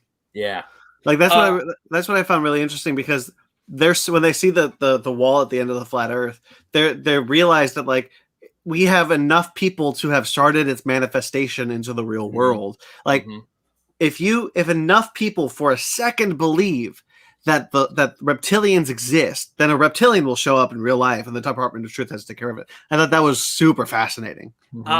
So I jokingly said something about Bigfoot, but there actually is a one shot about Bigfoot. Yeah. This makes me think about the future of like, what does this mean for Santa Claus? Oh, they even say we have to kill Santa Claus 3 times a year. Yeah. I want to see that story. Oh my God. Yeah. I think the type of character just reminded me of Control, the video game Control, a lot, because it's people dealing with like really big things, but they're still human beings. I think Ruby is awesome, and like her thing of like, this isn't a clean job, Cole. It's ugly because people are ugly and they can believe in ugly things. I sleep fine. Yeah. Like, because Cole has to go kill some people, and he's like, but these two people who have just discovered the biggest conspiracy theory of all time, basically, they get sent this thing that is going to unravel basically like mankind as we know it, possibly. And Cole's the one who has to go kill them. And the guy who has it is like, these aren't true, but we have to print them. Yeah. This is not real, but we have to print them. And so like the idea of like, if it doesn't matter if these two reporters don't believe them, if they print them, enough people reading will believe them that this conspiracy theory will become truth. They have a whole like thing about like, we're journalists. Our job is to spread the word, whether it's our word or not, right? Yeah. Like, we got to get the word out there, and it turns out maybe you shouldn't be doing that because it creates false worlds. They use the word tulpa, which is a great thing, meaning like a false thing. It's a big Twin Peaks thing. So any media that uses tulpa makes me really happy, because that's some hardcore like mysticism shit going on. It makes me so sad when Cole has to kill these two guys, and they're like, "Are you the good guy?" And he's like, "I think so." As he's crying as he shoots them. That is wild shit. Or even in the next issue, when you get the guy who runs or one of the guys who runs the Black Hat Society, like the sunken eyes, and he's like, "So, how does it feel when your husband goes to work tomorrow and finds out that an editor and a writer were killed? You know, you're gonna go to the funeral. And then you see this Starface, and the big thing tying everything together, that Cole witnessed something when he was a child about a Starface pentagram man eating a baby. That the Satanic Panic caused. He was part of the Satanic Panic conspiracy. And that's another thing I listened to another podcast about, which, yikes. That is some crazy shit. But man, this book is just so good. I just like the last book we read, Something is Killing the Children. I love it. I love it so much. And like the final page of this volume, it's like, why did Lee Harvey Oswald choose Cole? Right? It's like he was destined to do something. And Ruby's like, I don't have the answer, because like, maybe there's a conspiracy this whole time that he's been involved the whole time, and like the Black Hat knows this. And it's so fascinating, because like, what if the heroes are the bad guys? What if the Black Hat is right? And like, if information comes out and people believe it, why shouldn't that be true? Right? Yeah. It's like, it really makes you think, but obviously the flat earth isn't real. But what if it was? But what if it should be? Because the idea is like, this is majority rules, right? So if majority of people think this is true, then it should be real. Yeah. Why, if enough people believe in something, does it not make it true? It's like very much like a religious thing. Like, people believe in religion without seeing things. It's like, it's faith based. And the history of the Department of Truth is that they were initially created to make America a superpower in the world. And you should see the Russian version of us, or like, because they were the other superpower after World War II. So it was JFK. He started it all. Yeah. So like you get the idea of like, what do we? What's if our history is that? Why did we stop? Did we stop? Yeah. Like after JFK's assassination, everything went to shit. Yeah, but here's the thing. That's the flashpoint. Yeah, and the thing is, what's fascinating, as we're going to go on, like, we might find out the good guys are bad or might not, but like, victors tell the tale of history, right? Yeah. Like, winners say who wins and loses in history. So maybe all these things that are bad, like, potentially, like, they could have been good and we stopped them. And like, I cannot wait to read more and dive into like how juicy this gets, because like, man, Lee Harvey Oswald being like the leader of this. Oh, there's a tinfoil hat guy who has the red lines, and his whole thing is like, digital media moves so fast, like I can't keep up with it. I have to do everything by hand. And he's like, oh shit, I need more red lines. I need more string. He does the string theory. I love it. And then you got Hunky. Frank. Oh, Hunky. I was gonna say Frank, the lady who drinks a lot of coffee. No, Frank is, she just like, she 7 shots of espresso in her coffee. It's just, then you got Frank, who like constantly watches TV and crazy thing, people just talking, and he like documents it. He's the what's it called? Like the funnel. Where like he sees something crazy, he reports, "Oh, they're talking about the Mothman. We got to shut that shit down." The idea of weaponizing the zeitgeist is really interesting because that's exactly what like Black Hat is doing, and potentially the Department of Truth, of like weaponizing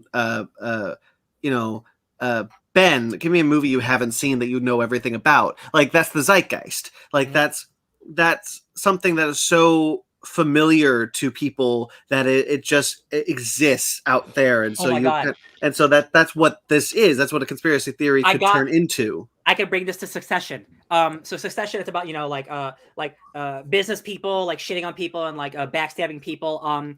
They're in a fight with the Department of Justice, and the leader of this company spread a rumor that the Department of Justice has a dartboard with the main character's face on it that he throws darts at, and that rumor starts at the beginning of the episode, and by the end of the episode, the entire world's heard about it because one person started a fake rumor, and now everyone believes. Yo, did you hear about the DOJ? And it's like, information spreads fast, and if you don't have a credible source, it becomes believable. And I'm like, oh my god, this is truly one of the coolest like comic ideas like ever made.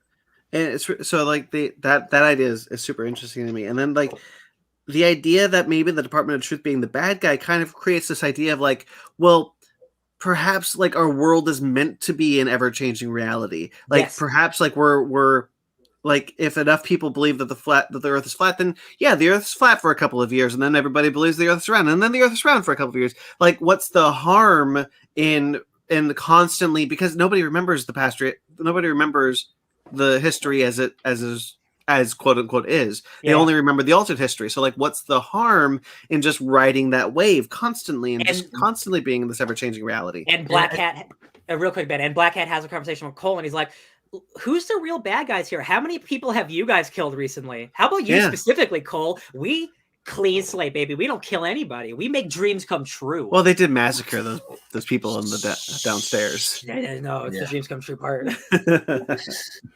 Ben, you wanted to say something?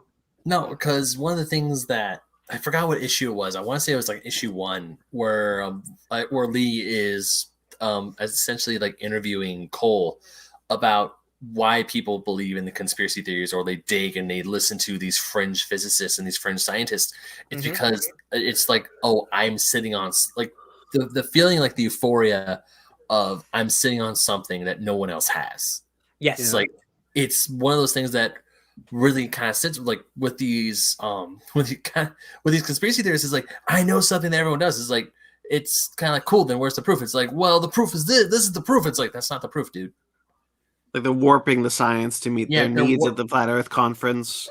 Like when to put into current events, like when My Pillow guy was constantly touting that he had the proof that would change the election, and when the day finally came, or he had his stupid little conference, it turns out that he had nothing. Oh my god! Yeah, the going back to like.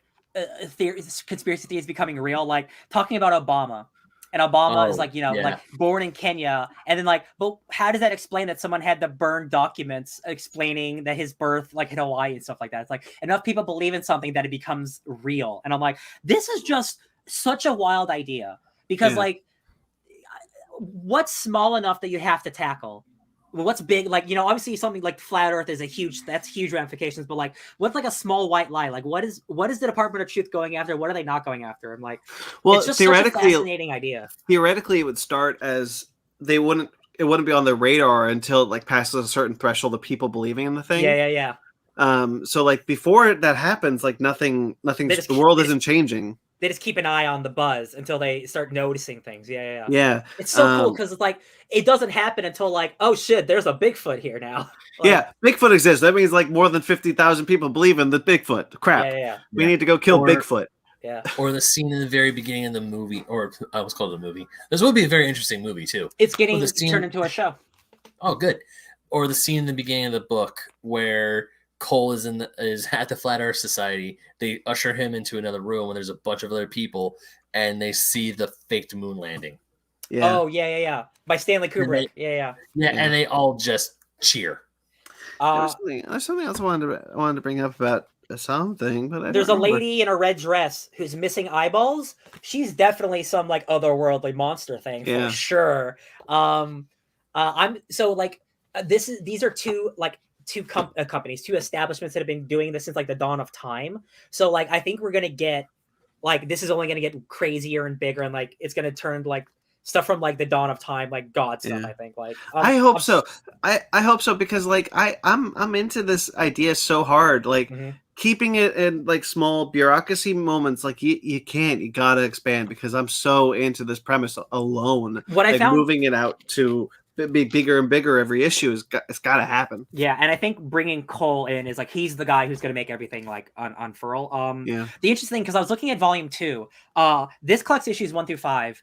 Volume 2 collects issues 8 through 13. So there's 2 standalone issues that aren't collected in the trade, and it really bums me out because like I own them because individually, but if I buy the collection, they're not in that. It's going to be coming out like in its own like because there's a bunch of like one shots, kind of like Hellboy type of situation. I think they're just going to collect all those into one thing. But I'm like, oh, but I can't read the next 2 issues immediately. Like, that's kind of a bummer. It is kind of a bummer. But yo, man, great book. I'm glad you guys liked it. James Tynion, man, that dude, 4 of them, all 4 of them are doing great. Yeah. All right, shall we move on then? Move into the book club. Let's be done with the show. Yeah. All right. That's that. It's my book club next week. I gotta figure out what that's gonna be. I don't know offhand right now. Wait, we might not even have a show next week potentially. So. Well, that's true. So it'll be the whatever week. I'm next. Whatever. We got time. And yeah, as Ryan said, we're probably not gonna have a show next week. With everything going on with Sparks. And it being Thanksgiving weekend. Probably just best to skip it and come back for the Tobey Maguire, Sam Raimi Spider-Man movies. Somebody save me. So that's Smallville. Oh yeah, no, you're right. So that's that, and then we'll do the Andrew Garfield ones, and then we'll do No Way Home, and then you won't see us till after the new year. So, we also have a Hawkeye Victor's Watch coming soon. That's this week. Oh shit, that's coming out like 3 days. 2 days. Yeah, that's this week. Amazing. So stay tuned for Fake News Watch coming back with that and Discovery. So that's what we got to look forward to this week. You can check out our other shows. Make sure to like this video. Make sure to subscribe to our channel.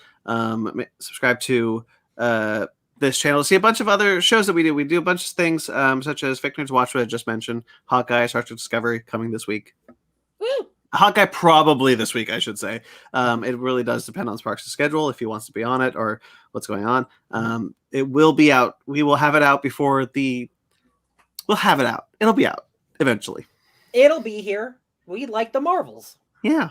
Basement Arcade pause menu, both of which will probably be back soon. Just give us some time, guys. Working through some stuff. Good news is that there's stuff being recorded. That's the good news. When stuff comes out, that's other things. Yeah. Fake Nerd Book Club, Animation Station, all those other shows. We got a lot of content on this YouTube channel. I think a lot of it's good, so check it out. True. I've linked below the Crafted by Z mask once again. I got sick going to Orlando. It's not COVID, thank goodness. But guys, wear those masks. Like, this isn't fun. It's not over. Patreon, TeePublic, both are linked below. Support us on TeePublic. Patreon will be relaunched at the beginning of the new year. Yeah. As soon as I figure out those shirts, those are coming, I promise. You can check out our website at www.fakenerdpodcast.com, where you can find all those links. Find everything. It's all there. All that is linked below. Thank you to everyone who listens. Thank you to everyone who watches the live stream. Thank you to everyone who watches the rewind or replay or whatever they call it. We greatly appreciate it. That's a skeleton. What? Why is there a skeleton there? Yeah. Oh my god. It's Ghostbusters. All right. Thank you to Jeremy Vellucci for doing all the music that you've heard here tonight, and of course all of our intros for all of our other shows. You can find him at Jeremy Vellucci Keyboards. You can find his podcast, Suburban Proctologist, at Suburban Proctologist Official, or at Subproc Podcast, and of course the show's on iTunes and all podcast things. Thank you to Mike Matola, does our logos and we collaborated with. We were trying to get a collaboration by the end of the year. That's probably not happening right now. We're just going to kind of keep it simple until the end of the year, right off this wave. And and then we'll be back better than ever. Hey, we used to just be a podcast. That's true. The pandemic, we really expanded in the pandemic, and I love it all. We Absolutely. did. Oh yeah. But you can find Mike at Twitter, Instagram, and TikTok There you go. at Mike Matola. Find us on Twitter, Instagram, and Facebook, all at Fake Nerd Podcast, fakenerdguys@gmail.com. I'm at BT McClure on Instagram and Twitter. Ben? You can find me traveling all the way through the Sinnoh region with my starter Pokemon at BenMagnet27 on Instagram and Twitter. And also, I still write for OldSchoolGamerMagazine.com. Yeah, I know I haven't had an article come out, but guys, it was my birthday. I was on my vacation. I need to write. I need a break. But a new article is coming. I have one. It's up here. I just need to, sit down and write the damn thing. But yeah, OldSchoolGamerMagazine.com. Go there. I got a bunch of cool stuff. Basement Arcade has his own audio feed. I think Brandon mentioned that earlier. But yeah. But it has its own audio feed. So if you want to check out Basement Arcade pause menu, go there and listen. We still got a crap ton of awesome episodes to listen to. And then once newer ones come up, I will let you all know. That was a lot. Ryan. DJ Tony Stark. All right. Did you understand that? Yeah, DJ Tony Stark. Cool. Well, but I know it. It kind of sounded like you said DJ Tony's Dark a little bit. DJ Tony Snark. Sparks is, of course, at Sparks Woody on Instagram and Twitter. And once again, our heart goes out to him. Ryan? Oh, I was just going to say SPARKZ Witty. Yeah. He and his family are going through some rough times. So if anybody watching or listening could put out some good juju into the universe, we'd greatly appreciate it. We love you, brother.